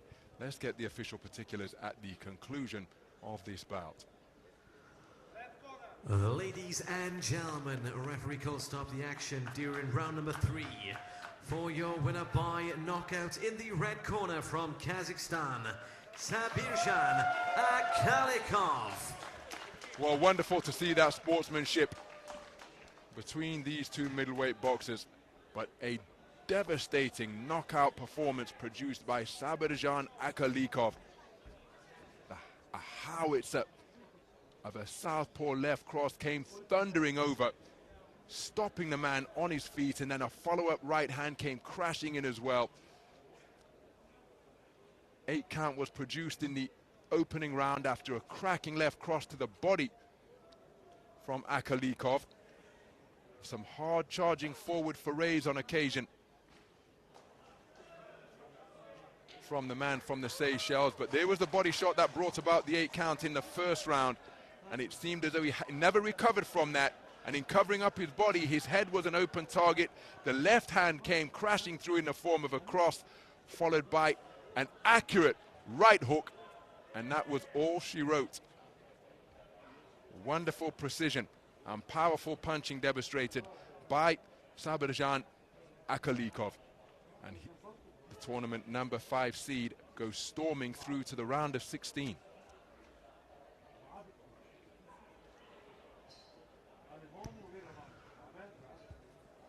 Ladies and gentlemen, on ring B in bout number 141, we have an elite men's under 75 kilogram middleweight contest. Your referee in charge of the action from the Kingdom of Saudi Arabia, Saleh Abal Khail. Introducing first into the red corner, representing Mauritius, Mervyn Clay.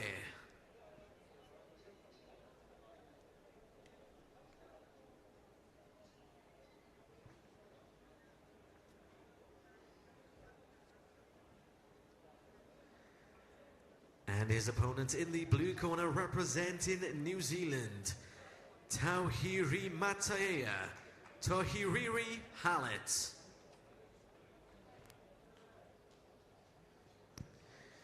Your judges from Kyrgyzstan, Uzbekistan, Serbia, Iraq, and Croatia.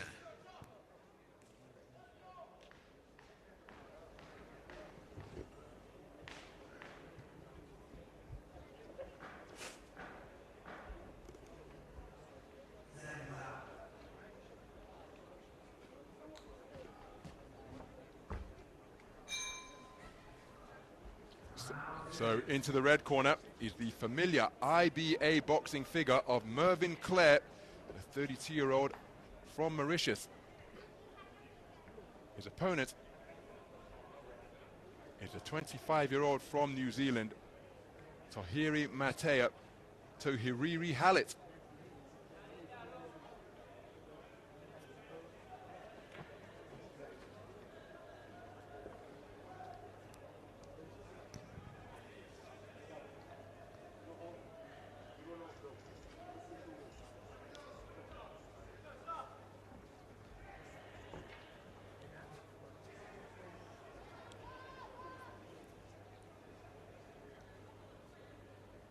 Round 1.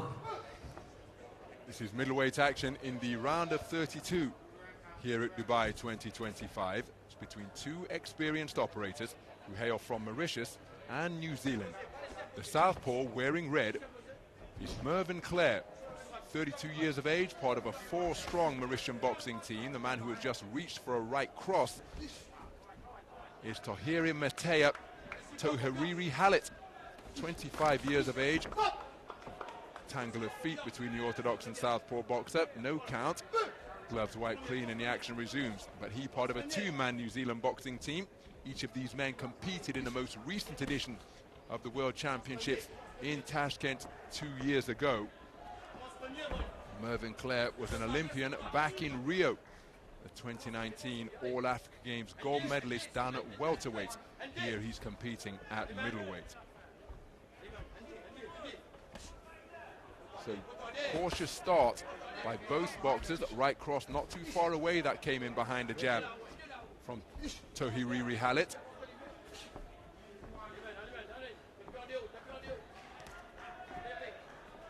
Two men just saber rattling with the lead hand. Check right hook not too far away from Mervyn Clare as he thought to spin off the line. Scores with a flicking right jab to the body.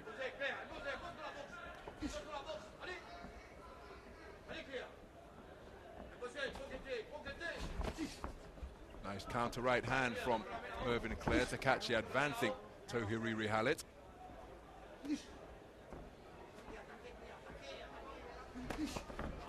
Right hand over the top was a scoring shot from Mervyn Clare.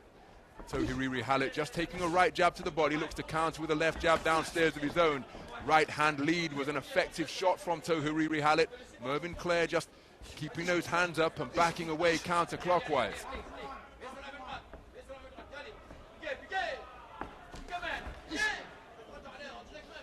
So a minute remaining in this opening round. It's been a very cagey round between two boxers who are front foot counter punchers, looking to draw that lead that they can respond to.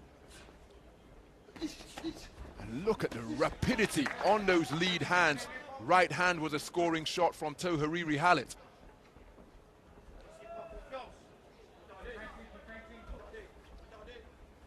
Feinting and the thinking just on the edge of range, because these two speedy boxers, as Tohiriri Halit gets through with a left jab to the body, they know that any mistake is likely to be punished in an instant by a point scoring punch. Good right hand to the body, then bringing the attack upstairs. Tohiriri Halit. Heads coming close together in this bout between orthodox and southpaw.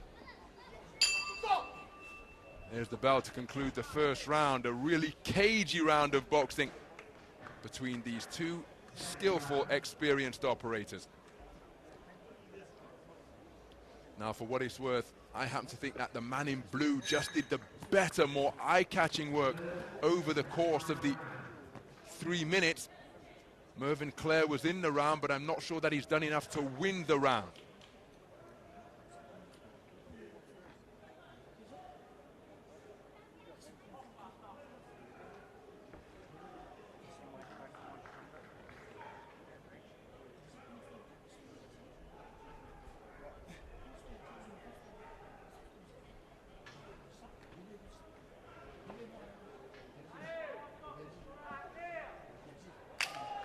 So a clean sweep of the card for Tohiriri Halit. Round 2.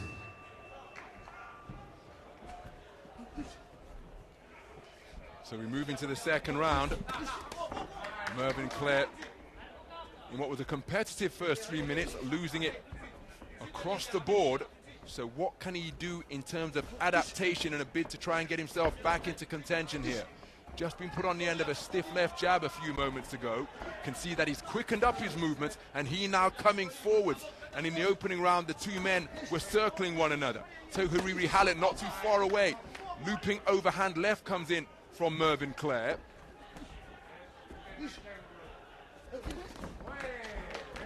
And again, the counter punching and the speed in evidence from both is notable. I can tell you from my ringside position here, I'm almost eye level with the canvas. Clare getting through with a couple of right hands, but the battle for the front foot.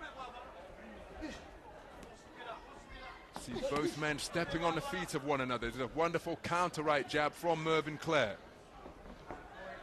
Tohiriri Halit reaching for an overhand right. That's a good antidote to the southpaw stance. And despite trying to pick up his tempo and maybe his punch output, remember Mervyn Clare an out-and-out counter puncher, so it's going to be very difficult for him to break what is now instinctual and get on the front foot and take it to his man. There was a good body shot slung in a few moments ago from Tohiriri Halit. Counter left jab from Tohiriri Halit, just disrupting the boxing stance of Mervyn Clare. He's reaching down for a right jab to the body, but didn't quite take his feet with him.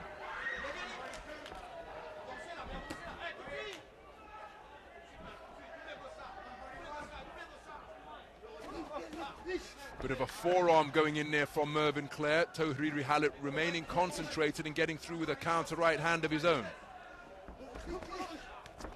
Left hand over the top just caused Mervyn Clare to become a little disorganized. But again, the waiting, trying to draw that lead to counter means that point-scoring punches are at something of a premium. Big swing and a miss with an overhand right from Mervyn Clare. A little closer with that follow-up hook. Scoring right jab to the body from Mervyn Clare. Left hook not too far away from Tohiriri Halit.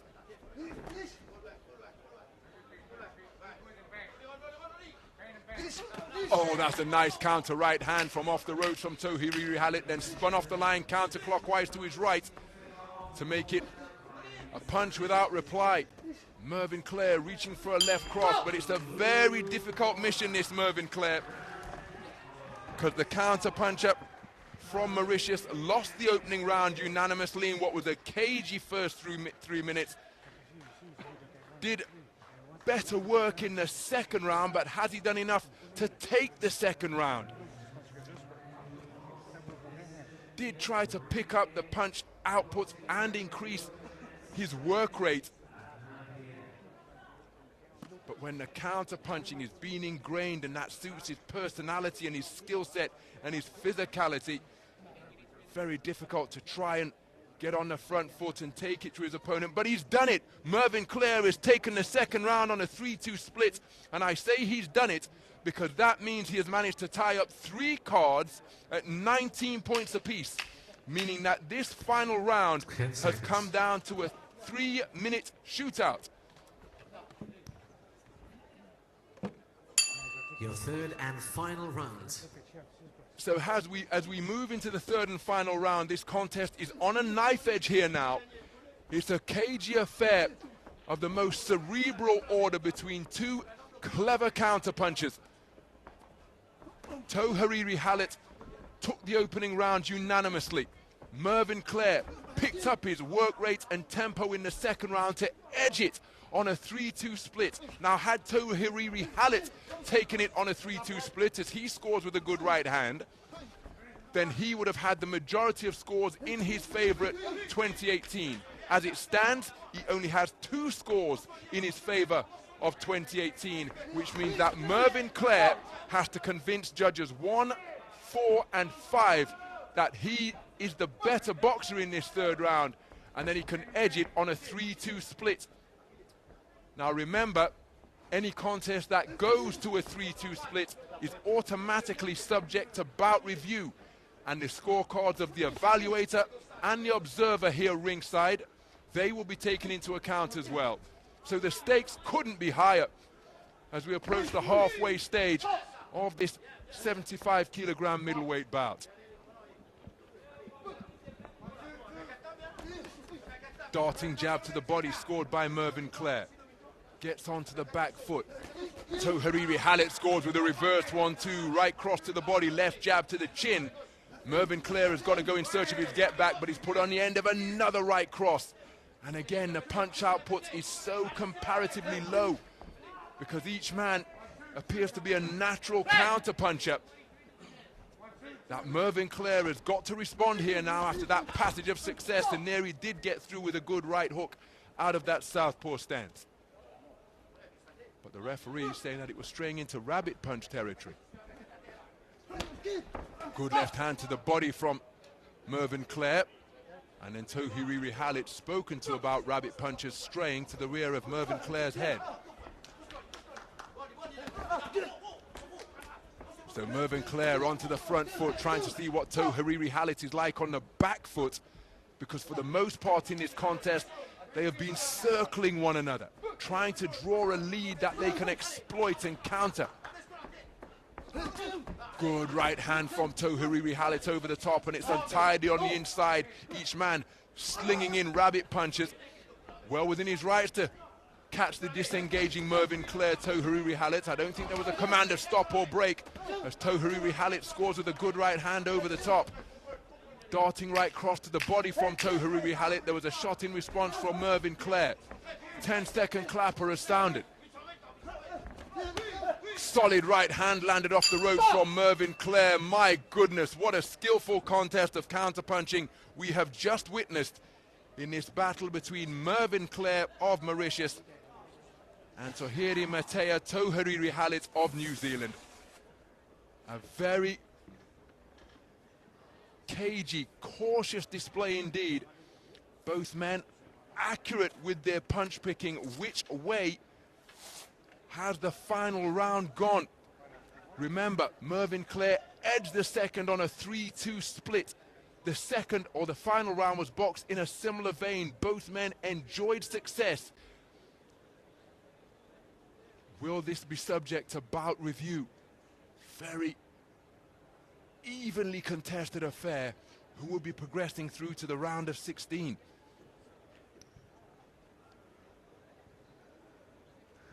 Ladies and gentlemen, on ring B, your winner by split decision. In the blue corner, representing New Zealand, and it's Tohiri Matea Tohariri Halit who has prevailed on a 4-1 split. But look at the distribution of scores, because that means that Mervyn Clare must have edged that final round, but the distribution of scores means that it's Tohariri Halit who took the first round unanimously, who progresses through to the round of 16 on a 4-1 verdict in his favor. An intriguing contest to observe here at the Dubai Duty Free Tennis Center, and it's Tohiri Matea Tohariri Halit who goes through to the round of 16 to face off against the tournament number 5 seed. And that is the man from Kazakhstan, Sabirjan Akalikov. What a contest that promises to be between two tall athletic middleweights, as we take a look at some of the action from this counter-punching affair we have just witnessed here that sees Mervyn Clare eliminated.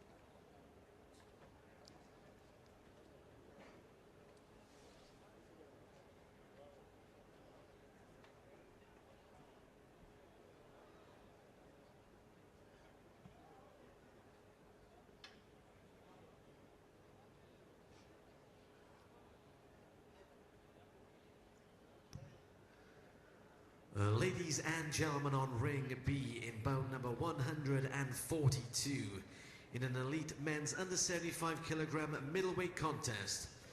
Your referee in charge of the action from Russia, Sergei Zhurkin. Introducing first into the red corner, representing IBN Colombia, Juan Camilo Gonzalez.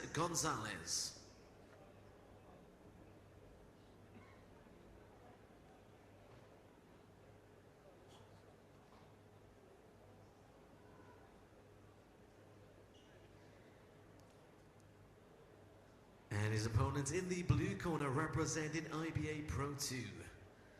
Pasindu Roshan Galapita Hangidi.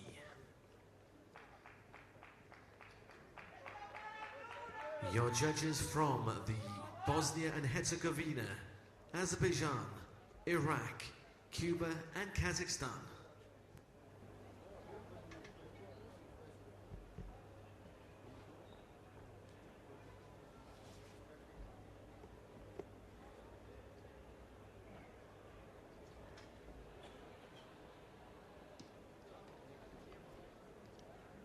So Juan Camilo Gonzalez, 24 years of age, over in the red corner. I'm not sure I've seen a singlet like that before. 33-year-old boxer from Sri Lanka, Pasindu Roshan, over in the blue corner.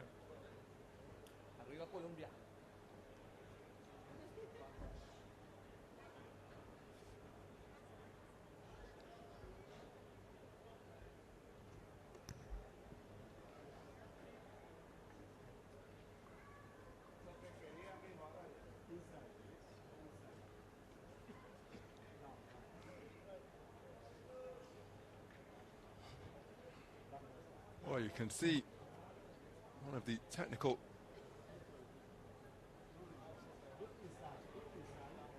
delegates here ringside just working with that vest, because kit will have been provided.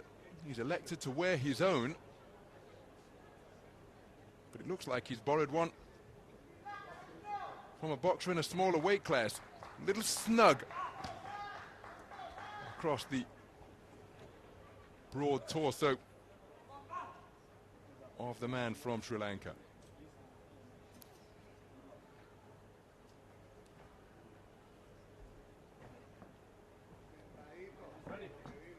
Round one. So we're underway in this 75-kilogram middleweight affair between boxers from IB neutral Colombia and Sri Lanka. The boxer wearing red is Juan Camilo Gonzalez, 24 years of age. He's representing the IB neutral Colombia team, brings a perfect professional record to the boxing ring, just scores with a good combination to the body against Pasindu Roshan, who's also got professional experience under his belt. Made his debut in September of 21, had his second and final fight in November of 22 in Colombo after making his debut here in Dubai.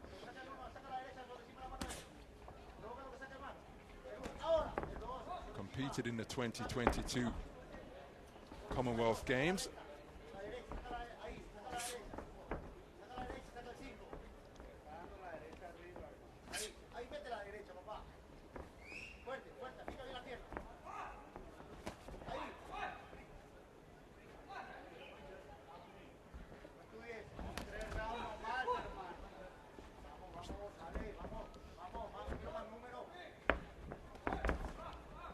Dipping down and scoring with a good jab to the body is Roshan. Looking to bomb over the top with the backhand is the man from Sri Lanka.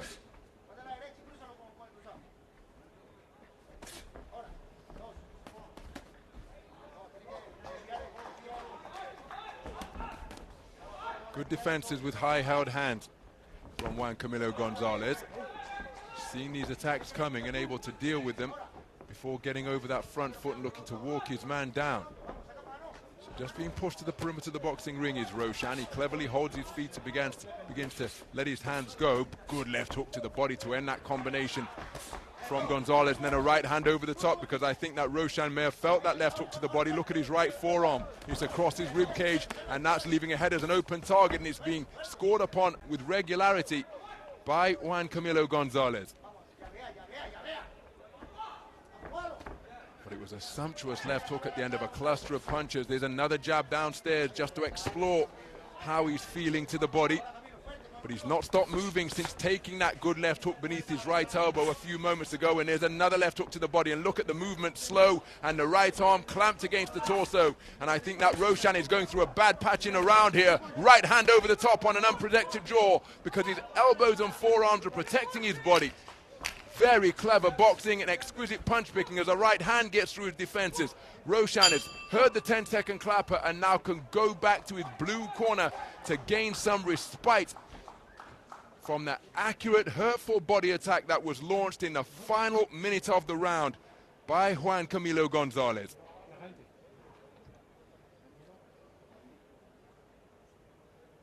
So Roshan was putting his punches together, but that was the left hook, and look at the immediate response. Backing up, right elbow against the rib cage, and he never seemed to recover from that shot that he took to the body. And with the hands down, the head was open, and Camilo switched his attack effectively.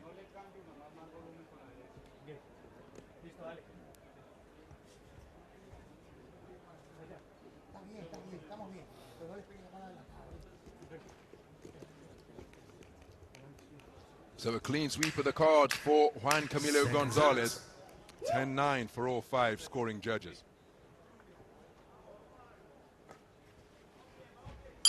Round 2.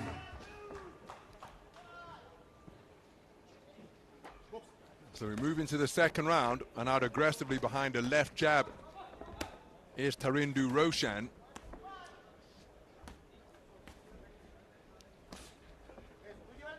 Roshan just appeared to go through a bit of a bad patch after being hurt by a left hook to the body. There's the same shot once again, and it brings about a similar response because Roshan just backing up and keeping. Oh, there's a cracking left hook to the body which dipped the knees of Roshan, but he kept his shape thereafter, got back to his boxing, and he's trying to keep his man at bay behind a left jab.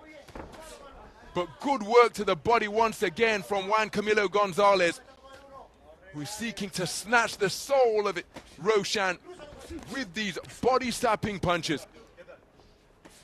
Good left jab upstairs, turned into a left hook, followed by a right cross from Juan Camilo Gonzalez. Just turning the tables is Roshan. Takes another couple of left hooks, including one to the body. Now trying to lay a trap for his man is Juan Camilo Gonzalez, looking to lure him in. And when he lets his own hands go, he'll back himself to counter, employing that Roy Jones rooster move as he scores with a left jab to the body. Just dipped his knees and held his hands outstretched, just as Roy Jones Jr. did against James Toney in that classic contest back in the 90s. So we're beyond the halfway stage as Juan Camilo Gonzalez going in search of a right hand. Left hook came back in response from Roshan. Roshan scoring with a good left jab to the body. And this is good resolve being shown by Roshan because the man appeared to be hurt badly to the body in the opening round. That was tested again here in round number 2, but he's keeping his composure and is still in there competing.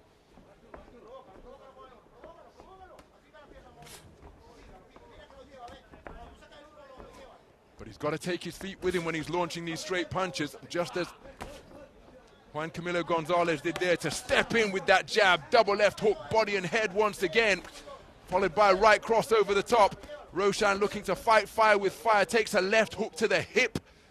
That landed on the belt line. There's a good right hand landed in muscular fashion from Roshan. Certainly got Gonzalez's attention, but he comes right back into the fray.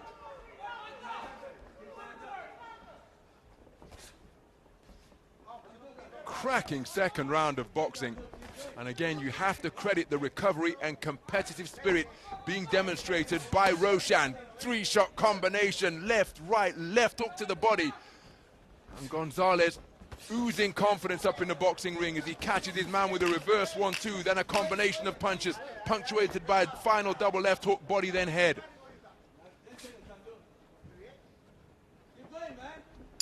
It's been a very good round of boxing, but I think it's a round that's going to be scored in favor of Juan Camilo Gonzalez. But we have to credit the competitive spirit and commitment of Tarindu Roshan, because he weathered the adversity of being hurt to the body in the opening round to come back and compete spiritedly in round number 2. Just chose to box in spurts there almost, Juan Camilo Gonzalez. but when he put his punches together, they were often eye-catching indeed. So he'll know that he's in a contest. Just allowed himself a little bit of showboating success, or showboating celebration rather, Juan Camilo Gonzalez.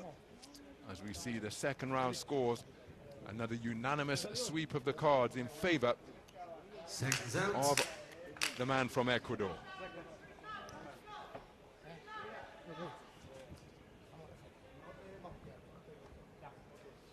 Your third and final round.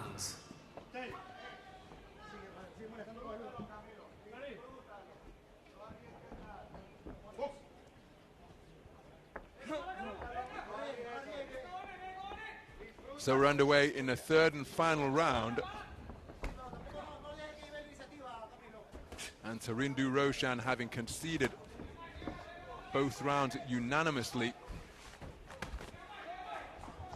surely needs an inside the distance victory here or a big finish.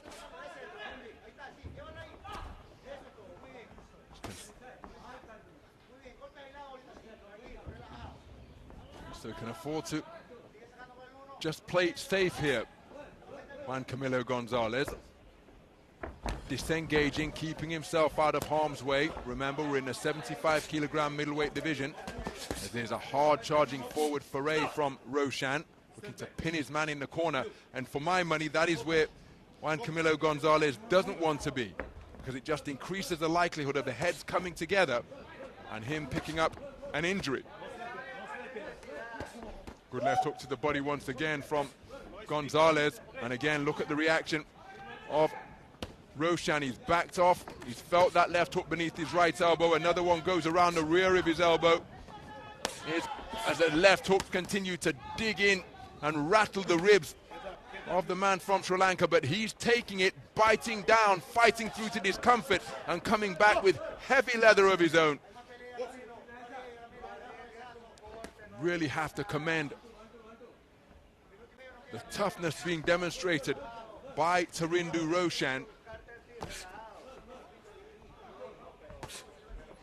Right hand going in without being set up by the jab from Gonzalez, who again is looking to just dispirit and discourage his man with these showboating gestures he's producing, looking for the shot in the night air here at the Dubai Duty-Free Tennis Center. Roshan will be aware of that, but he, to his credit, remaining concentrated on his task. Good right hook disrupts the boxing stance of Roshan. He's feeling the pace of this here. He takes another left hand to the body, left, right upstairs, fires back with a right hand, but a right cross, left hook, put him on unsteady legs, and the referee intervenes immediately to issue a standing count. Well, Roshan showing the referee that he's keen to continue and remains up for the fight. He's got just over 20 seconds to make it through to the final bell, and I think he deserves to make it through to the final bell on his feet. He didn't come here on a survival mission, he came to win. As he takes another two-shot salvo to the body, responds with a right hand over the top, and now he's just keeping Gonzalez pinned against the ropes. And he's going to make it through to the final bell. Double left hook again with a moment of quality from Gonzalez, body then head. Little doubt about the winner. After the final bell sounds, it will be Juan Camilo Gonzalez of IBN Colombia, who will be going through to the round of 16. A very good display indeed, filled with variety and imagination and wonderful accuracy, particularly the left hook to the body, which Tarindu Roshan couldn't avoid, and it put him in some distress, but he fought through it, bit down and competed right up until the final bell. But it will be the man in red going through. Ladies and gentlemen, on Ring B, your winner by unanimous decision in the red corner, representing IBN Colombia, Juan Camilo Gonzalez. So there is confirmation of a clean sweep of the cards. A couple of 10-8 scores returned in the final round in favor of Juan Camilo Gonzalez, and the man from Colombia goes romping through to the round of 16 with a very impressive display indeed. Tarindu Roshan competed spiritedly, fighting through the discomfort that he endured because of these wonderful body shots such as that one that were dug in on a repeated basis by Juan Camilo Gonzalez. And it's the man from Ecuador who progresses through to the round of 16.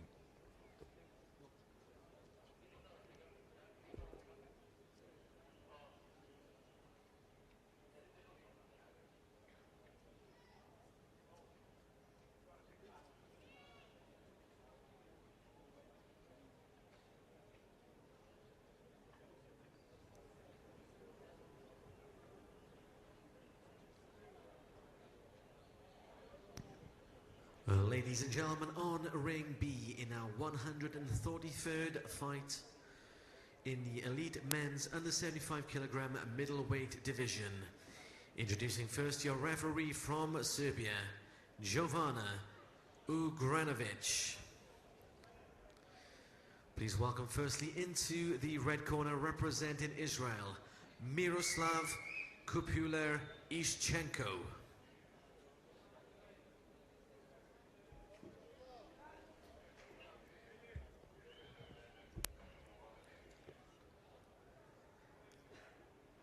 And his opponents in the blue corner representing Kenya, Edwin Okongo Ohuor.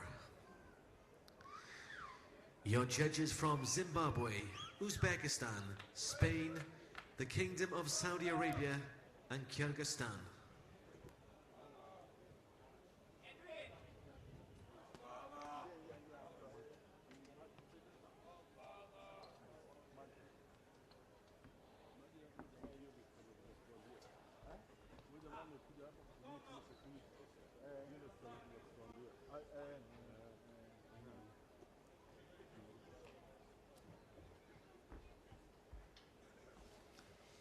So into the red corner is 28-year-old Miroslav Kapula.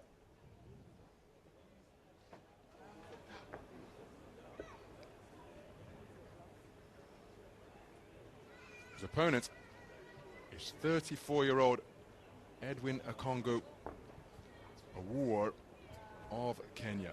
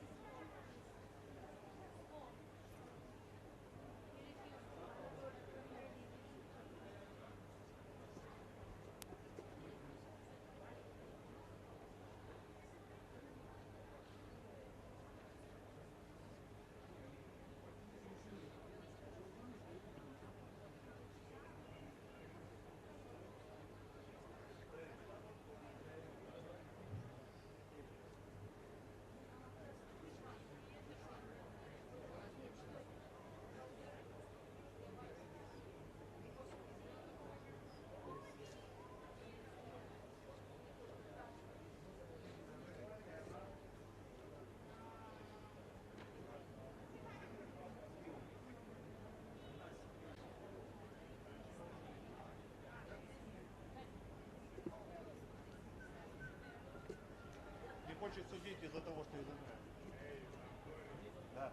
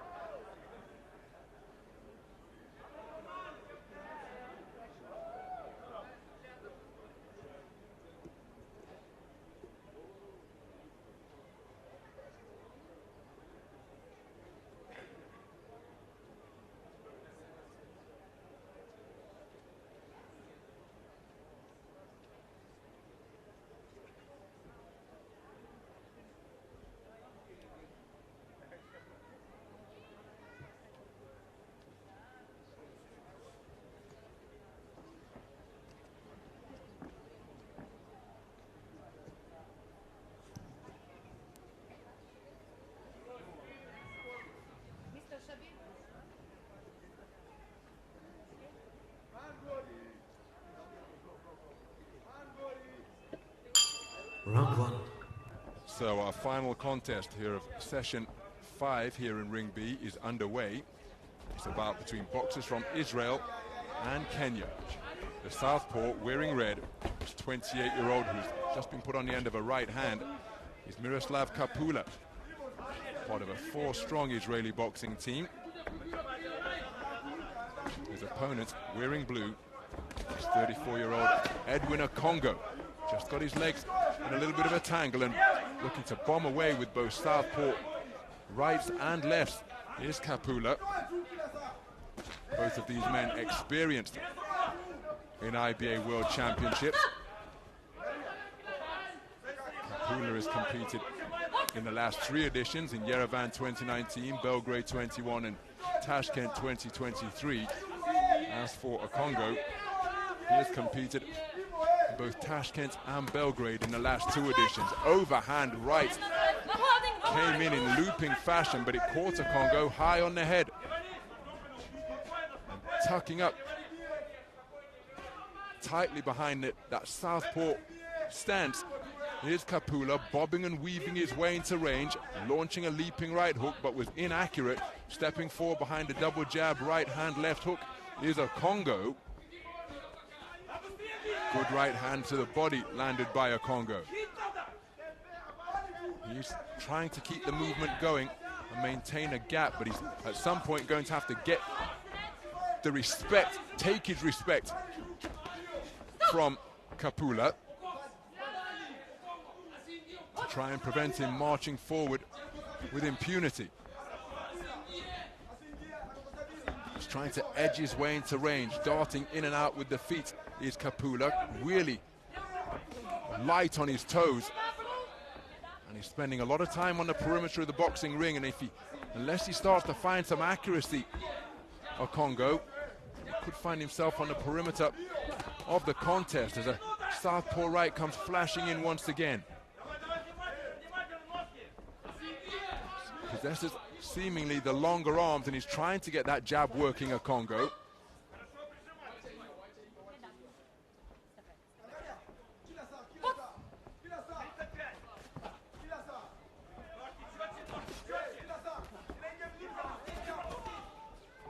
So swarming his way forward atop a really busy boxing stance, all dynamism behind his gloves and his forearms and his feet.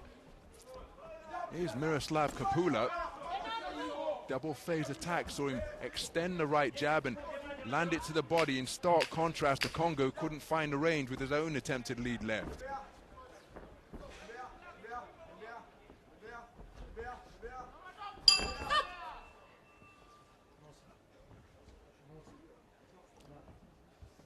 Well, this man clocked up an awful lot of miles around the boxing ring, and I don't think boxing in the posture that he did is going to be enough to secure him the victory in the round here.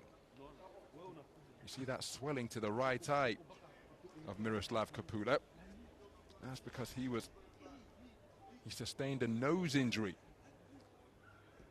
in his previous contest in the round of 64.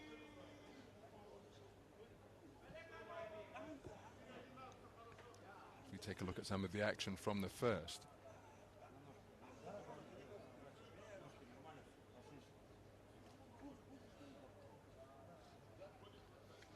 So it's a 4-1 split in favor of Miroslav Kapula. Edwin Akongo taking it for judge number 1.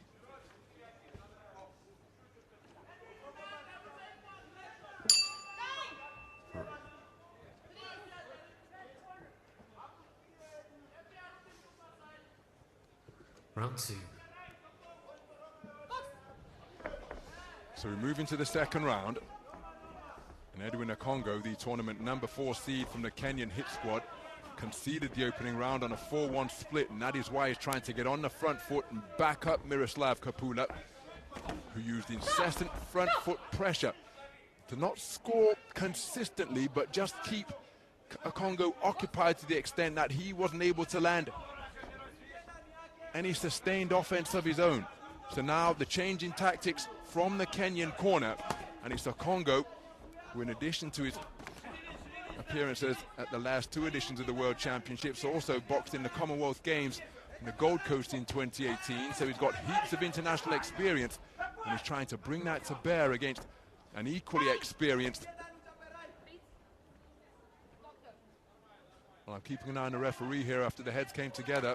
I mentioned the fact that an injury was sustained in his previous contest, and it was to that nose, because Miroslav Kapula progressed through to the round of 32 via points decision, but the contest was stopped after an accidental clash of heads damaged the nose of Miroslav Kapula, and so we went to the scorecards over in ring A, and it was Kapula who prevailed. So now he's got the adversity of a nose injury to deal with for the second successive contest. He's got the insurance of a 4-1 split, as the activity really picking up here now. Both boxers losing their balance in this battle between orthodox and southpaw. Full of twitching and feinting as they try to find a home for their offense.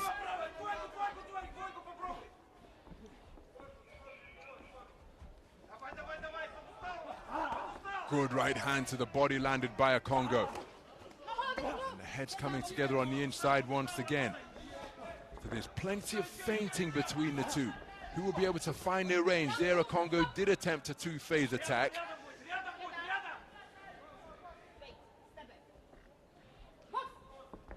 So Miroslav Kapula back into the mix, but takes a good shot to the body from Akongo.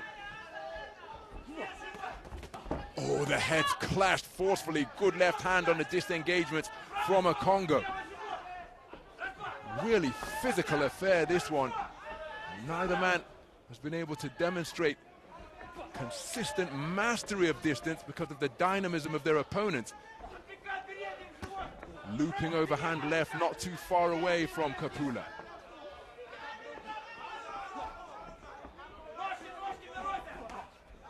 Good right hand from Akongo, just causes Kapula to back up, and remember, he doesn't want that nose injury to get any worse.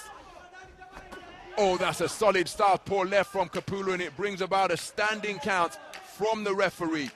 My goodness, this is a high-tempo 75-kilogram middleweight affair.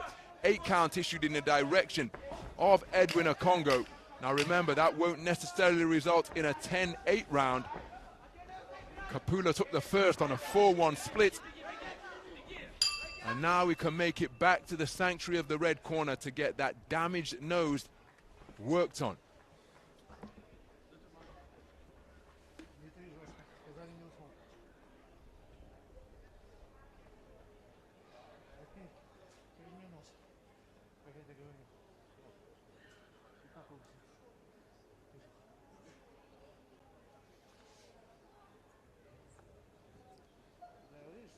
So calm in the corner as the coach goes to work on that nose injury.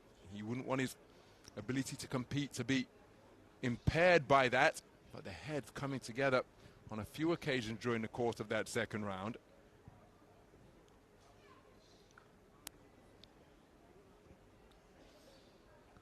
Seconds out.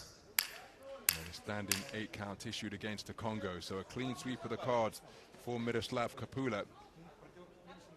And a 10-8 verdict recorded for judge number 4. Your third and He's in a final commanding round. position for 4 of the 5 scoring judges. It's all square on the card of judge 1. So into the third and final round then. And Miroslav Kapula has the insurance of commanding advantages of 20 points to 18 on the scorecards of judges 2, 3, and 5, 20 points to 17 after he returned a 10-8 round in the second for that observer. And he's just keeping himself out of harm's way here now, because the nose damage which caused his contest in the round of 64 to be stopped after an accidental clash of heads, that just began to leak a little bit. And blood was visible here in the second round. The doctor had an inspection, but he doesn't want it to be damaged further. There's a good right hand from a Congo. And look at Miroslav Kapula dubbing at that nose. He's very much in bout management mode, the mission to make it through to the final bell without sustaining further damage. He's done all the work in rounds 1 and 2 to take the second round unanimously and the first on a 4-1 split, but make no mistake, Edwin Akongo takes the right hand which sends him careening across the ring. Edwin Akongo landing the right hand to send Kapula tottering backwards. Standing count reduced and another right hand gets through. So Kapula just looking to keep his composure here now, knows that he can't disengage totally. And he's deciding that offense is the best form of defense here now. Spent the first half of the round on the back foot, only to be sent tottering backwards and into the ropes, prompting the referee to give a count. Both men landing left hands. A Congo stance just betrayed him momentarily, and the nose has been damaged to the extent that the referee wants the doctor to inspect it once again. Now I'm keeping a close eye on the ref. She's not made any gesture in the direction of the technical officials here ringside to demonstrate whether this injury has been caused by a punch or a clash of heads, because if the nose that was damaged in the opening bout in the round of 64, if it's a punch that inflicts further damage to the extent that the bout has to be stopped, then Edwin Akongo would be declared a winner, RSCI, if it's a legitimate shot that busts the nose open again. And that is why Kapula was so keen to remain out of harm's way, but in trying to take a safety-first approach, he was given a standing count in the third. And Akongo continuing to charge forward, looking to bring about the stoppage victory that he requires. Kapula just trying to keep himself out of harm's way. Remember, in a battle between Orthodox and Southpaw, Akongo could do what Juan Domingo Roldan did to Marvelous Marvin Hagler: stand on his foot, throw a shot, send him to the canvas and bring about a count. The only time the late great Marvin Hagler was sent to the floor in his career. But Akongo hasn't been able to utilize that tactic here this evening. And I don't think he produced a massive final round that he needed to turn things in his favor. But my goodness, didn't he give it a go. Never stopped competing or pursuing his man in the final round. And one wonders how painful, certainly inconvenient, but how painful that nose damage is. So I think Akongo would have taken the final round with the aggression that he produced, with his hard charging final 3 minutes of work, but I think it's going to be a case of too little, too late.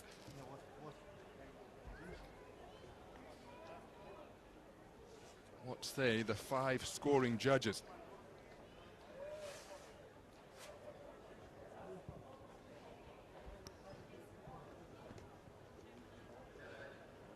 Ladies and gentlemen, on ring B, your winner by split decision in the red corner, representing Israel, Miroslav Kupala Ishenko. So Miroslav Kapula eliminates the tournament number 4 seed Edwin Akongo of the Kenyan hit squad. Edged out on a 4-1 split at the end of what was a really high-tempo, hard-fought middleweight affair. The nose damage just bothering Kapula, and there was the right hand which sent him tottering back across the ring. It was a dramatic third and final round, but Kapula made it through to the final bell despite conceding the final round. He will go through to the round of 16 where he will face off against Juan Camilo Gonzalez of Ecuador. Very good performance indeed, and a spirited one from Edwin Akongo. So that wraps up session 5B as we leave you with a look at the results. We're scheduled to be back on the air to begin session 6B in 4 minutes' time at the top of the hour. So thank you for staying with us. Grab some refreshments and join us again for further coverage of day number 3 at the IBA Men's World Boxing Championships. Bye for now, and we'll see you again very soon.